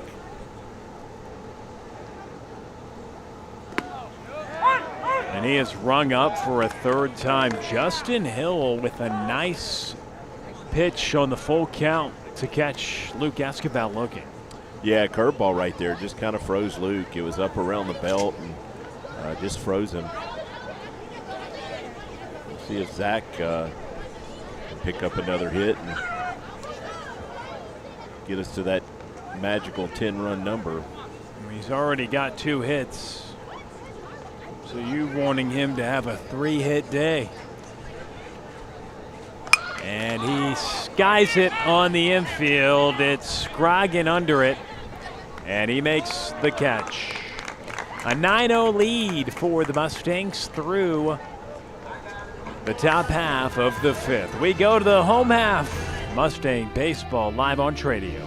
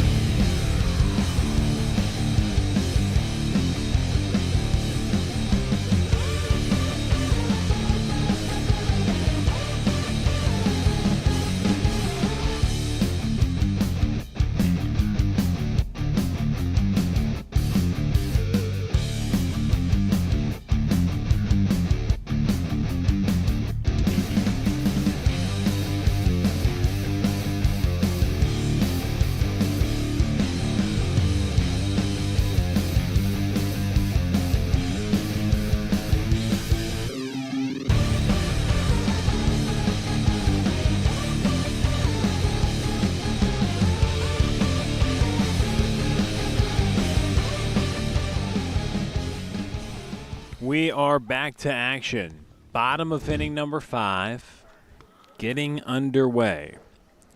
Happy to be alongside Jeff Knipper. I'm Will Connerly, Mustang Baseball live on Tradio. And it's the left-hander, Luke Esquivel, out for another inning of work. He worked 1 inning in the season opener, but now starting his 5th inning of action. But he's been very efficient. Another swing and a miss. Strikeout number 7 for the left-hander.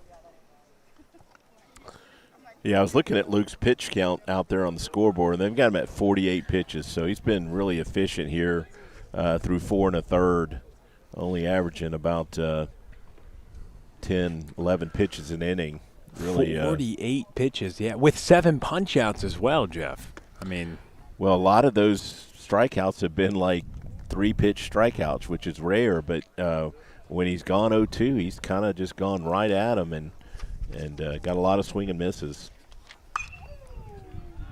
That's another hit there from Garcia. He has 2 of the 3 today now for Wylie East as the Raiders get a runner on here with 1 out in the bottom of the 5th. But 7 strikeouts for Luke Esquivel today. I doubt we'll see the Raiders run here down 9-0, but I'm kind of antsy to see Giani get a chance to throw someone out. I'd love to see him show off that arm. So far this season, it's only the pitchers that have had to feel Gianni's arm. Sometimes he brings it. Could it be 2 hits off the leather? Everybody's safe. Esquivel trying to defend his position, and in between the first base bag, you mentioned a tough play, and a tough play indeed that allows runners to reach on first and second. Yeah, once Luke couldn't get to that ball, there was really no chance. Just a tough play to make.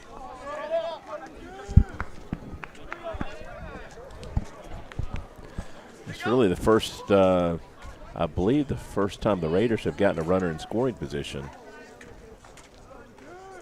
That's right. They had O'Neill reach to start the second, and then in that inning also got a single, but it was Giani Corral who threw a runner out to at first to ultimately limit the would-be runner in scoring position in Garcia, who's had a good day at the plate. 2 of the 3 hits now, or I guess that last one also a hit, so 4 now on the day for Wylie East in the hit category. And that gets away from Corral. Runners advance to second and third. So you probably think this will be the final frame of work in a 9-0 ball game, 54 pitches. How far do you want to extend a guy in his first true start of the year? Well, I don't have Coach Webster on record with a pitch count target for his starters, but I know Coach Greer has his guys kind of targeting 70 pitches in the Fort Worth Christian side of the house. So maybe I'm going to say 70 pitches probably be about all we'd see out of Luke today. Newton tries to make the throw, but it sails into the dugout. 2 come across to scoring, Garcia and Yilda, and it's Covington who will advance to second on the overthrow. So it's 9-2 now. Yeah, gotten a little sloppy here just in this defensively right here. That pitch that got to the backstop was really one that Giani should have had, and Will should have just held on to that ball. He really didn't have a play at first base. And it looks like we're going to get Lai. Okay, yeah. Yeah, Lolly's going to make an equipment change here, and that looks like that'll be our next pitcher, unless they're going to send him in to – yeah, we're going to go ahead and make a change right here. So I guess 55 was that number, Will. 'Cause that's 55. Luke's going to probably head to left field. Okay, so a good outing. Just a couple of soft base hits for the most part in this inning, and a couple of misplays by the Mustangs. And 7 punch-outs, pretty good. And he worked, 4 shutout and then allowed 2 in the 5th. So 4 and a third final. You'll take 7 punchies through 4 and a third? Well, that's a little good. better than the strikeout and a half per inning. So what do you grade his outing now? Pretty solid?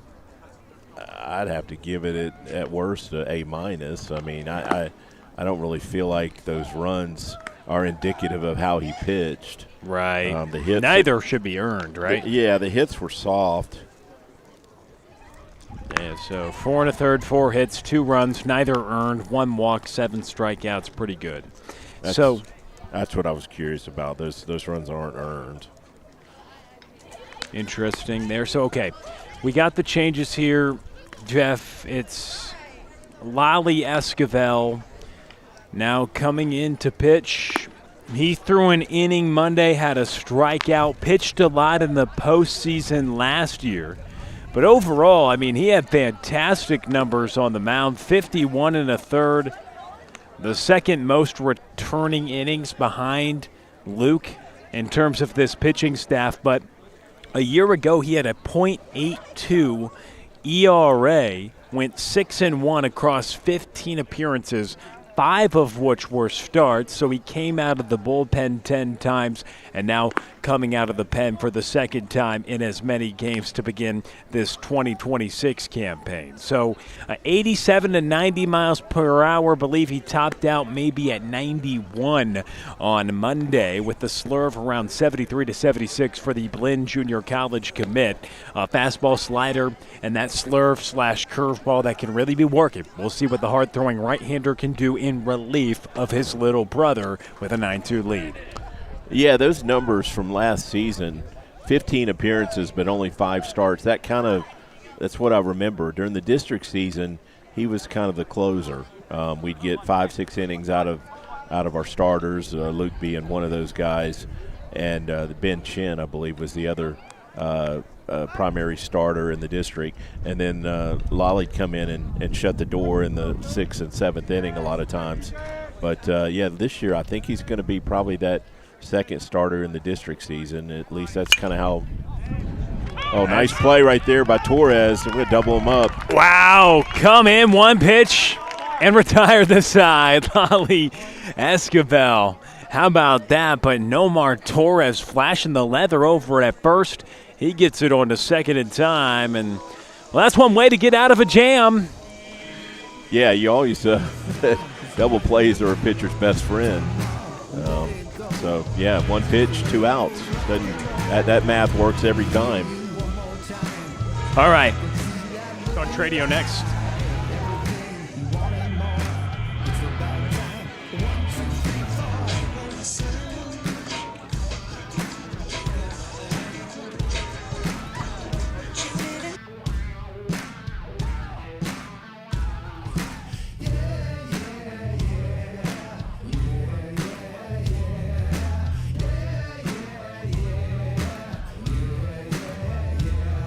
It's the big time.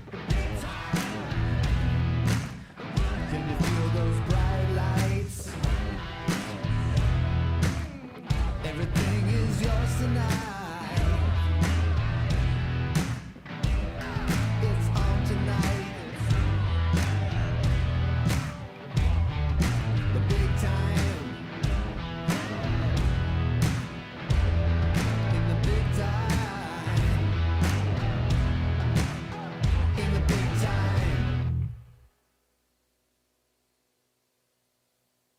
Wild, wild, wild in the USA.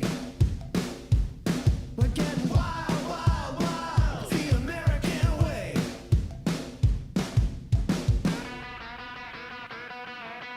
Wild, wild, wild in the USA. We're getting wild, wild, wild the American way. Wild, wild, wild in the USA. We're getting wild, wild, wild the American way. Everything is alright. We're going all night. Never gonna say die. Red, white, and blue.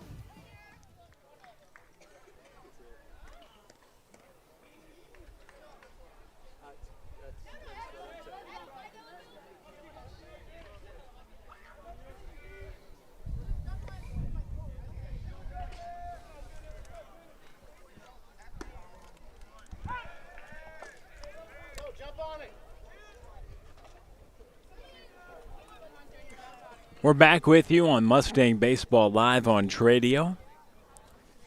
And the heart of the order up here for Grapevine. It's Slane who pops it up right side, foul territory, and he'll have another opportunity at the plate. Jorvorskie Lane has reached twice.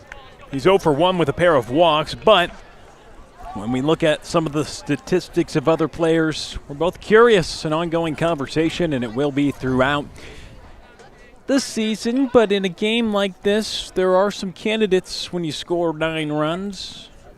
Jeff and I during the break talking about who the player of the game should be, and we'll give you that answer after this pitch. It's up and in.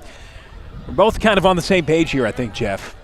Yeah, I think Giani is the favorite to win that at the moment, 2 for 2 with 5 RBIs. But I had an idea going forward.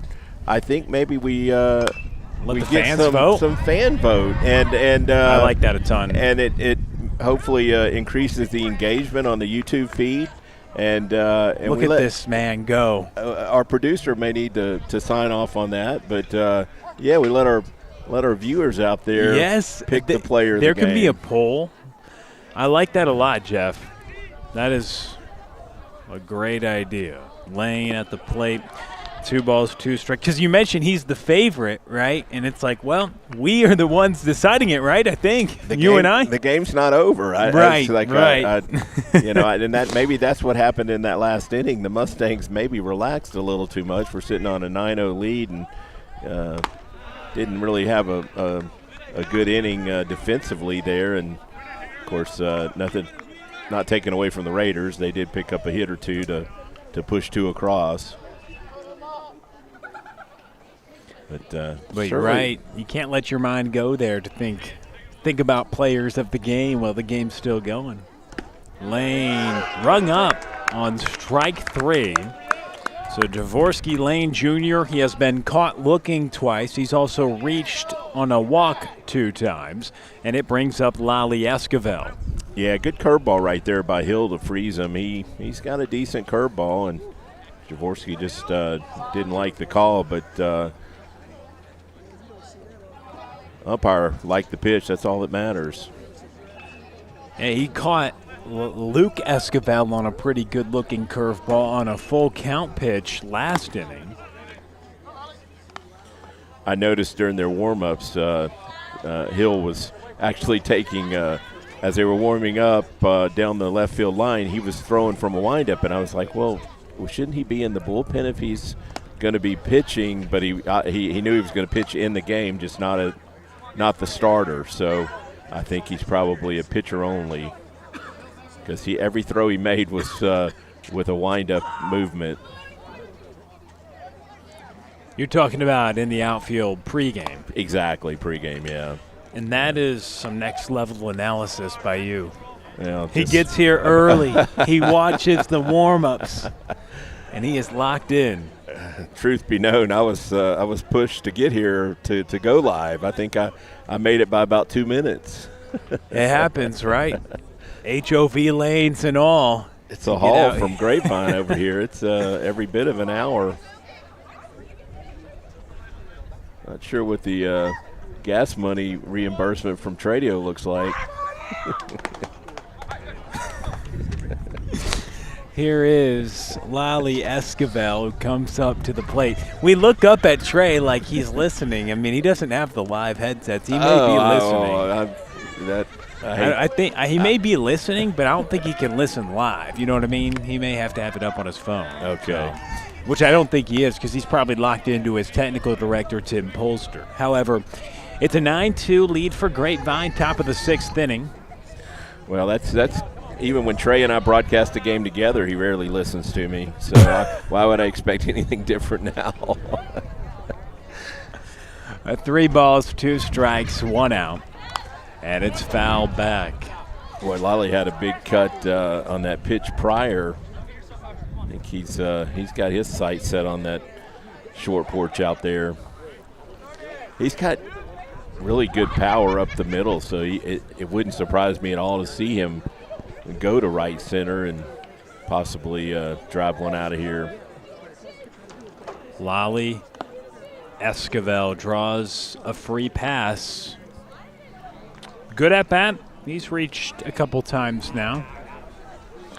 I'm curious if Glenn is looking at Lally more as a pitcher or a hitter, because he really didn't do much pitching his freshman or sophomore year, but you mentioned his numbers from last year were really impressive, and at least from what we've seen so far, I think those numbers are just going to get even better this year, and he's certainly going to get, I think, more innings than he pitched last year. And we have something going on here. But to expand on your comment, Blinn Junior College, national champions a couple years ago. He's going there. Zack Goldstein, I believe, also going there. And so you get a couple of really good players in that respect. And I wouldn't even be shocked. I mean, I think he could probably do both at the junior college level, right? I mean, to start, I think with the arm stuff, I mean, he definitely has the body and the frame with 90 miles an hour. I would certainly think he'll pitch. This is just my thoughts. We should probably talk to the source and get with their coaches and stuff. But that would be my thought. I could be off base. I know you've seen more Grapevine baseball than I have, but I think it would be a miss if he wasn't getting opportunity on the hill. Well, I think you're right. I think they'll figure that out when he gets there. We'd have to talk to the Blinn coach to get his thoughts, but I think he'll get the opportunity to do both, and it'll just be a matter of, hey, where what are you better at? Where right? does he shine the best? But even at the Division I college level, you still see kids that can do both occasionally. It's not common, but no, it's a great question you brought up. Otani in the major league, so I mean that's once in a lifetime that you see something like that. But if you're that good in both areas, you don't sit that. You get it in the lineup any way you can. That's another hit. Oh, it's going to go foul.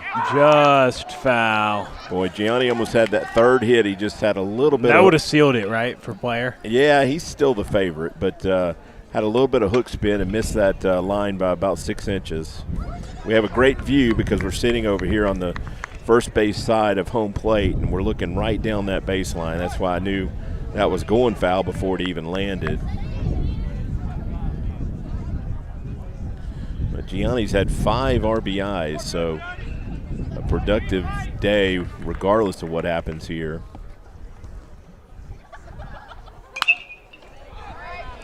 Fouls it. Going to get out of here, yep. A lot of room behind home plate. Certainly keeps a few of those balls in play, but not enough to field that one. And keeps a lot of balls that will allow runners to reach extra bases on wild pitches and pass balls. True.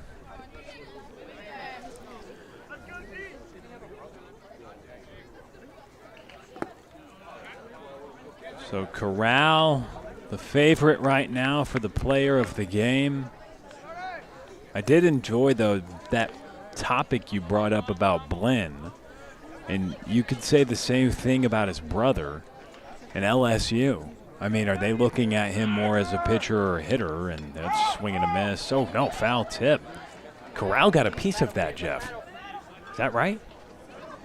Wow. He must have, because there's 2 strikes and he's not going to the dugout. But, yeah, I didn't hear it, but obviously the umpire has a better view than me, closer view. He barely got a piece of it is what it looked like. New arm getting hot as Tyler Heidenreich out in the pen for Wylie East. That lineup provided to us by Jeff Knipper pregame. Much appreciated.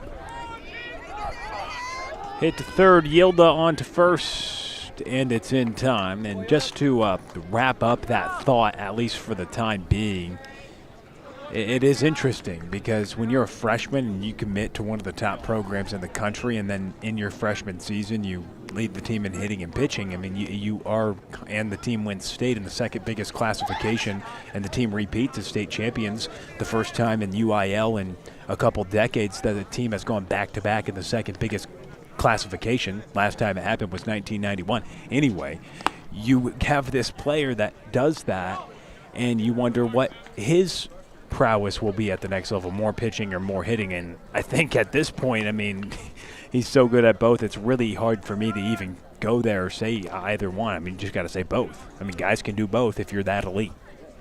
Yeah, I think the coach will probably almost got Coach Washburn there. Some agility there, a little back somersault there from Coach Washburn to get out of the way. But, yeah, I do know this. They are certainly won his arm on the mound. I would bet I don't think if he was to play in the field and hit, it wouldn't shut down his pitching. I think pitching is the primary reason they are scouting him and have LSU. You're saying LSU, yeah. But then it's like, well, you hit 434 as a freshman, and so it's I'm with you. I'm probably both of them. You've got a bright future either way you put it past this level. But Connor Ray up at the plate. And he lifts this towards center. Back on it is Johnson. Gave it a ride. Johnson there, though. A 9-2 score. Bottom of inning number 6 on the other side on Tradio.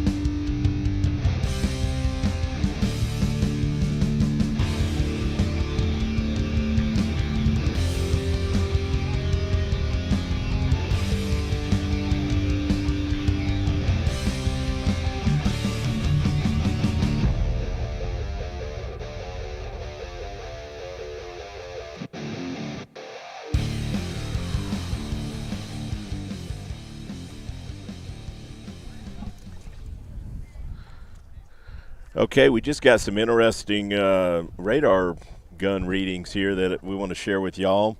Luke topped out at 92, which I thought he was definitely throwing harder today than he was Monday night. Wow. And Lolly's touched 91, so he's right about where he was Monday night, which was impressive Monday night. And he definitely was. Well, that was a good fastball that hit or turned on, and the ground ball ate up Martinez at third. And sliding into second in time is Brunson. So you got Martinez at short, Ray at second, Ray at short, Newton at second, Torres at first, and Martinez at third. Esquivel to Corral, and then it was Luke, who, as you mentioned, hit 92. He's out in left, and then Goldstein, and then Jorvorskie Lane Jr. in right. I'm assuming for Luke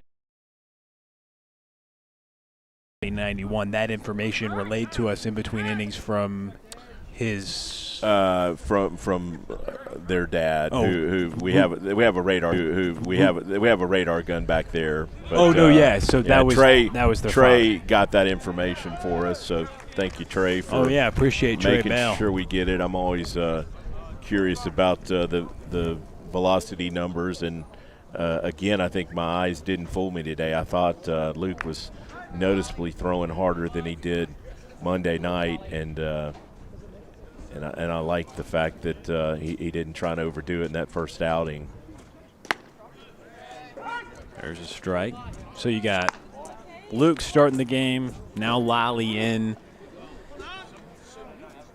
And that's got to be a cool experience to be the dad. And he was a former standout himself on the baseball diamond. And now getting a chance to see both of his kids play at a high level. I believe he was a former standout at Miami and then in the Rangers minor league. So a pretty nice time to be able to be supporting two of his kids playing baseball at a high level. That's a little dribbler towards short, gathered by Ray on to first in time. Another run comes across to score. It's now 9-3.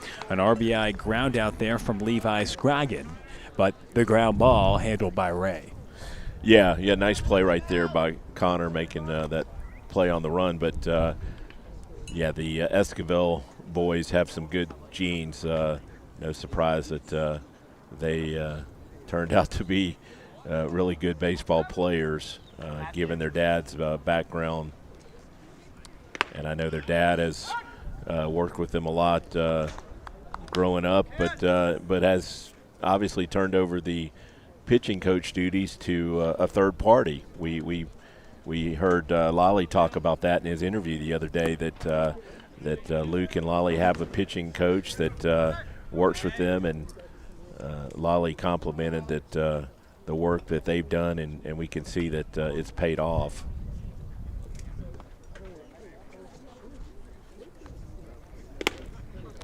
It's low. So you're saying third party, he used to do the coaching of the pitching, and now he's...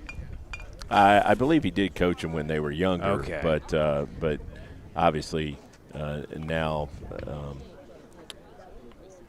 at least on the pitching side, he's turned that over to another person. I don't know if Lolly named that individual. They Well, the 3-1 fouled away. Well, I know he, for at least himself, he was a slugger, right, at Miami and in the Rangers minor leagues. And I think he was a third baseman. Yeah. And Lolly.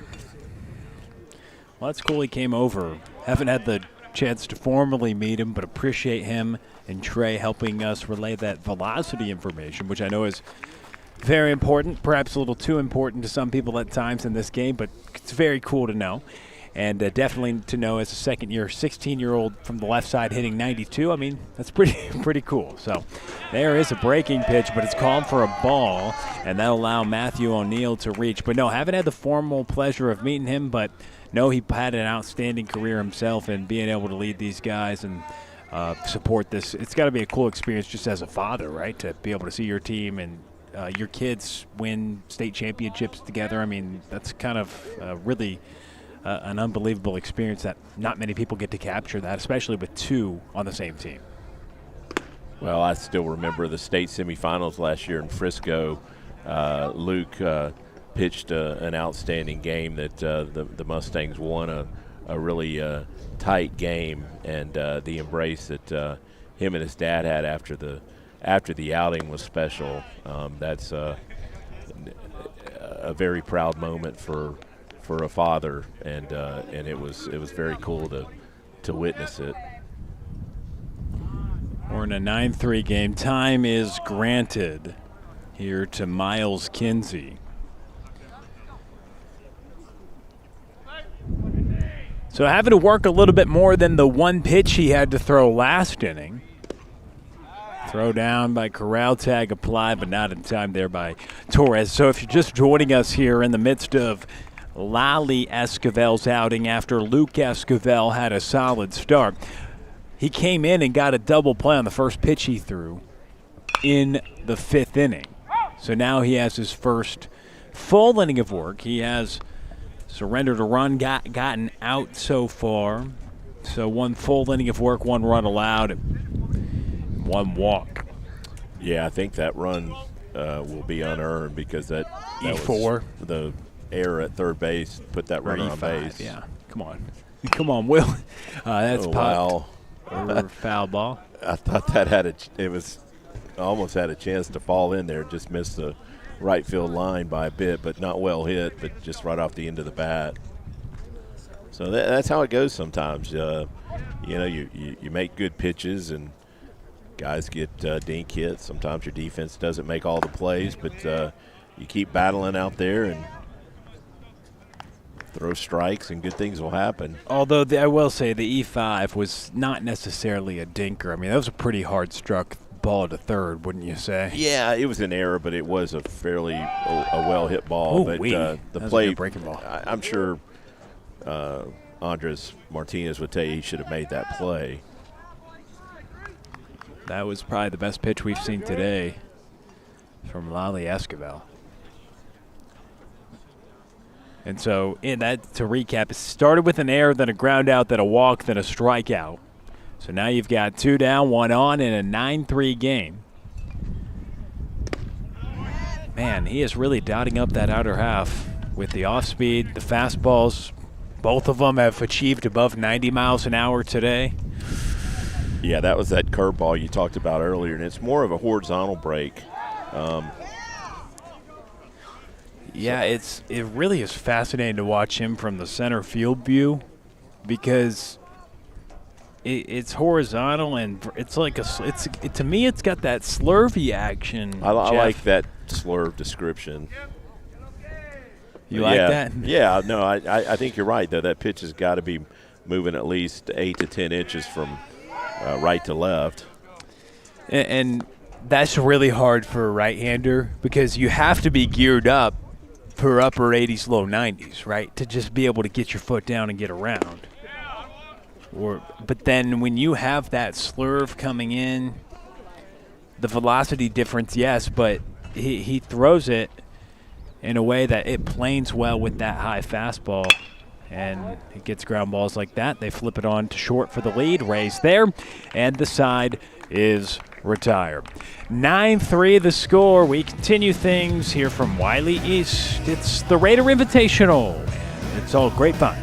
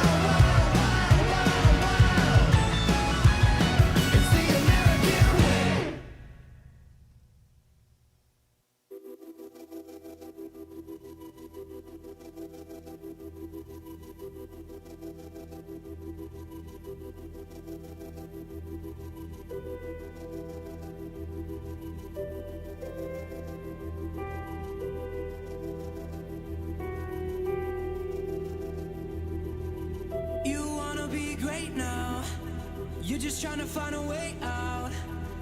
I don't want to tell you how to live. We're back with you on Mustang Baseball Live on Tradio alongside Jeff Knipper. I'm Will Connerly. 9-3 the score as we start the top of the 7th inning. Solid effort out of the pen here for Justin Hill. He's had some good breaking balls and retired some of the top hitters for the Mustangs throughout this outing, but a 9-3 advantage ahead by 6 as we start inning number 7. Grapevine, a dominant effort to begin the season, trying to build upon that after Jimmy Webster led the squad to an 11-1 win over Crowley in the season opener. They had 6 hits and 5 walks drawn in that game. So they'll see if they can get some more offense going here, Jeff. Yeah, that's a good point. Hill has kept the Mustangs in check, hasn't allowed us to add to that 9-run total. We were sitting at 9 in the 4th inning and thought there might be a possible run rule in our future, but Hill has denied anything further at this point. It was Jones who got the start, 3 innings, 5 earned. Hatchett came in for an inning, allowed 4 runs, but a lot of that due to an error that was committed. None of the runs earned, but they still get put up on the scoreboard. So it was 9-0 when Hill came into the ball game, as that's up and in, and it ends up plunking the Mustangs' Nomar Torres. So he'll get aboard, and it brings up Santiago Montes, who has been on the receiving end of a few of those hit by pitches. He's been plunked a few times today. But Hill, 2 innings so far and no runs, 3 strikeouts. He'll try to work around the hit by pitch. Yeah, Hill's shown the pretty good breaking pitch that's froze a couple of our hitters to actually got a couple strikeouts with it.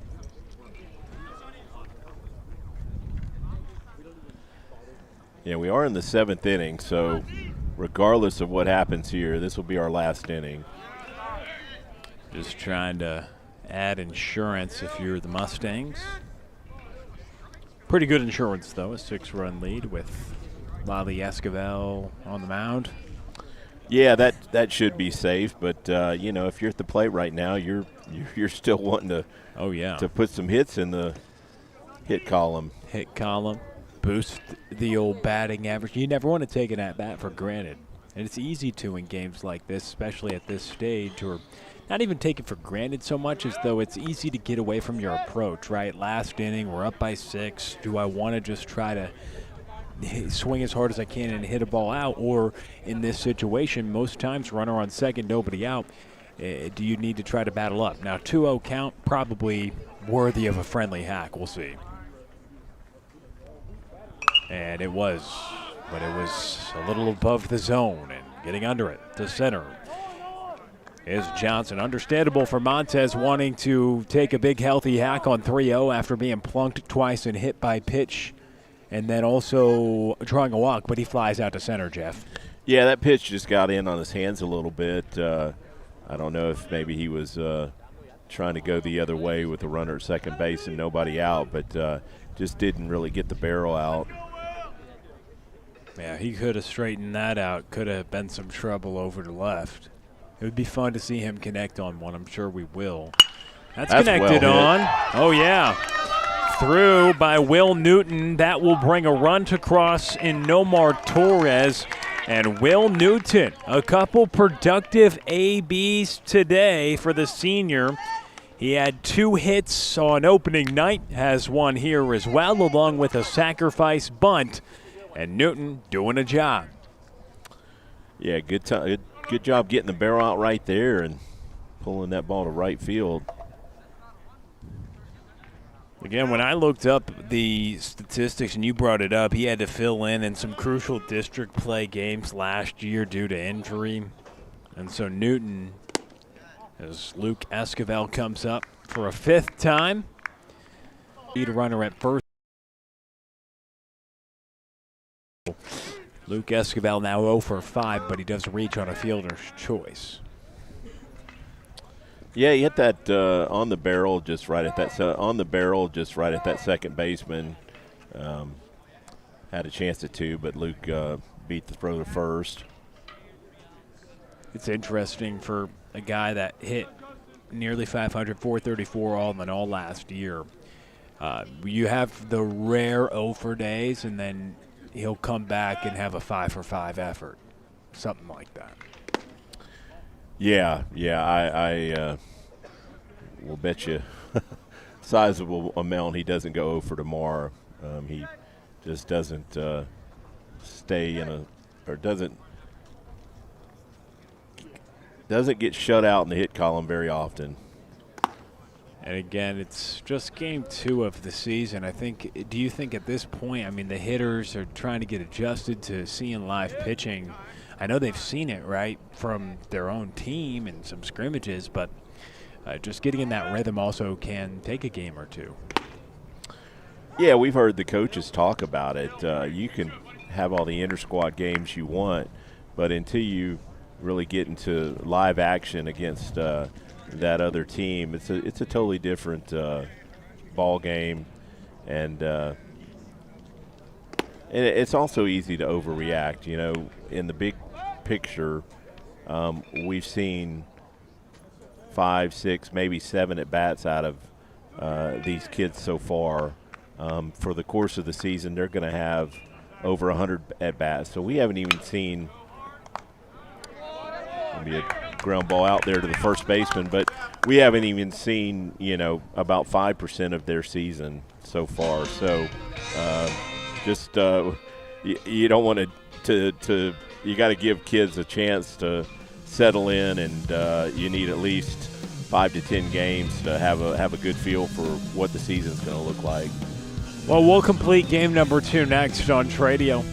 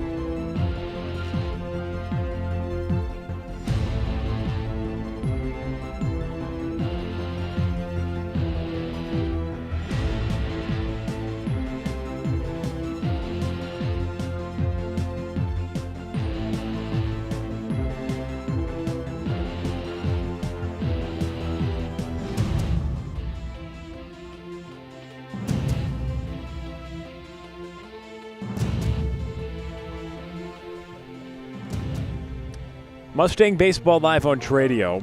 Just as Jeff Knipper was mentioning, just game 2 of a long season.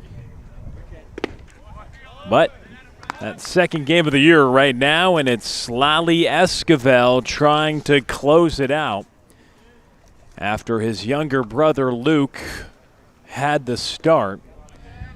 They've both achieved velocities of above 90 miles per hour. Luke went 4 1/3, 2 runs, neither earned, with 7 strikeouts. And now Lolly's gone an inning and 2/3 so far and has a strikeout, a walk, and has allowed 1 run. But again, that was unearned as well. And that is roped toward left, and it'll be extra bases here. Rounding second, here is Jackson Yilda, and he'll have a stand-up double to begin the bottom of the 7th. Yeah, the Raiders showing some fight here late in the game. They're not laying down here. They're going to make us earn every out.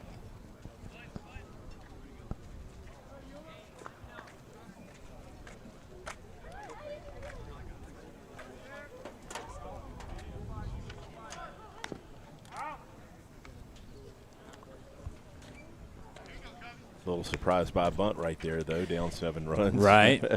We'll take an out if you want to give it to us.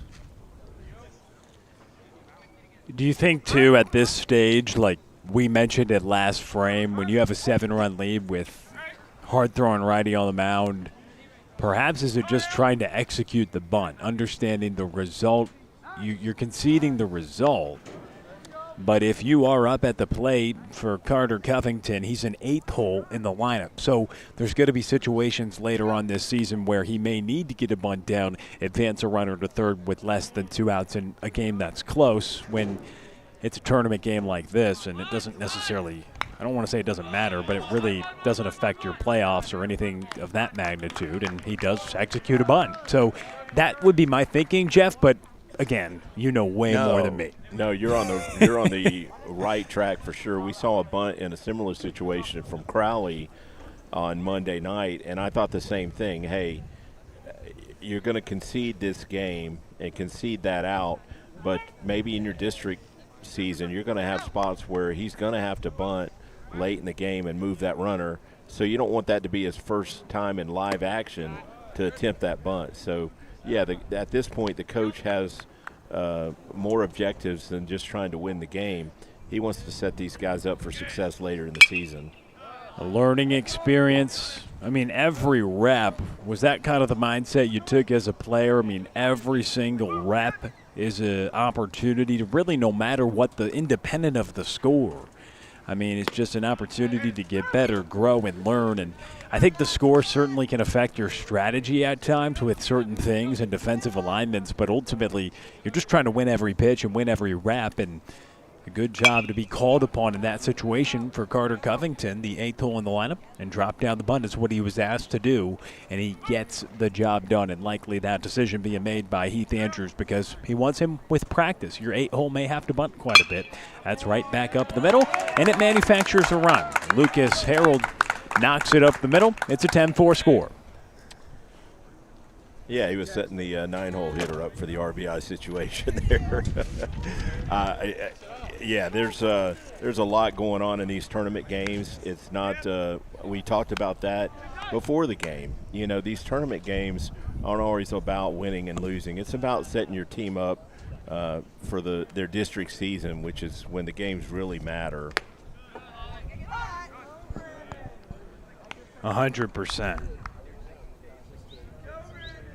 I was actually a little surprised we played one game Monday night because typically the early season games are all tournament games. You don't have a single game like that, but kudos to Crowley for coming to Grapevine and squaring off with two-time state champions or back-to-back state champions. And I know the back-to-back, and it's been – I was listening to Michael's call with you, and you guys had a conversation about it. The back-to-back certainly is impressive, but what can get lost is it's been a decade of sustained success as well. Coach Webster, I mean, really since he's taken over in this program in general, I mean, they've got 3 titles over the last decade, and then you go back-to-back in the second biggest classification, something that hadn't happened since 1991, and it's been sustained success, and they have such a great leader who's got over 500 career wins, and they continue to add more and more and more, and so it is interesting when you give credit on the other side to teams that play them, because I think when you build a reputation like this program, like who wants to schedule you in a preseason tournament, right? True. Yeah, the teams that voluntarily come play Grapevine know they're going to be facing one of the top teams in the state. But good coaches, that's what they want. They want their teams to face good competition and be challenged. And I know Coach Webster. He doesn't steer away from tournaments because of teams that might be there. I know last season one of the losses we had was to one of the top 6A teams in the state, and that's a measuring stick for the Mustangs. It was a very close game, but that was one of the 3 losses they had last year. So with 2024, 2025, and now 2026, a win today, Jeff, would put them from the beginning of the 2025 season, for those counting at home, 70 games above 500. They would move to 78-8 over the last 3 years with a victory today. And Coach Webster was watching some preseason interviews with him, and I know they got a lot of publicity from the back-to-back titles, but also just coming into this year with the transfer of Lane, and he mentioned that this is a group that gels really well. It's a different group, and he seemed really excited about that, looking at some interviews that some outlets did with him leading into this season, as that's grounded to Rad short. 6, 4, 3 in time. No, they go home though on the throw, and the tag applied on the slide in there by Harold, in a weird way to end a 10-4 victory for the Mustangs, but they get the job done. They take it by 6 here in the opener of the Raider Invitational. Yeah, actually, That was a really close play at first base. Yeah. Thought the game might have ended there, but good job by Torres staying on his toes and making that throw to Giani to pick up that third out. But, the Mustangs win comfortably, but I promise you there's a few things in the game that they probably need to clean up. There was a couple of plays they didn't make, but all the same, that's why you play these games early, is know what you need to work on.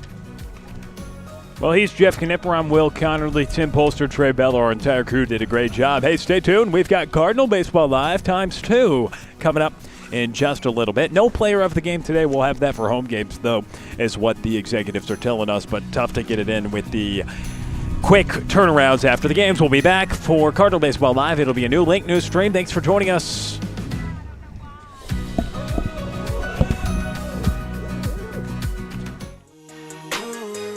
We only play to win. That's on everything.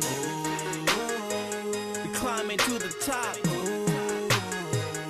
Turn it up a notch. This is all house. Hey, we get that W. What? Get that W.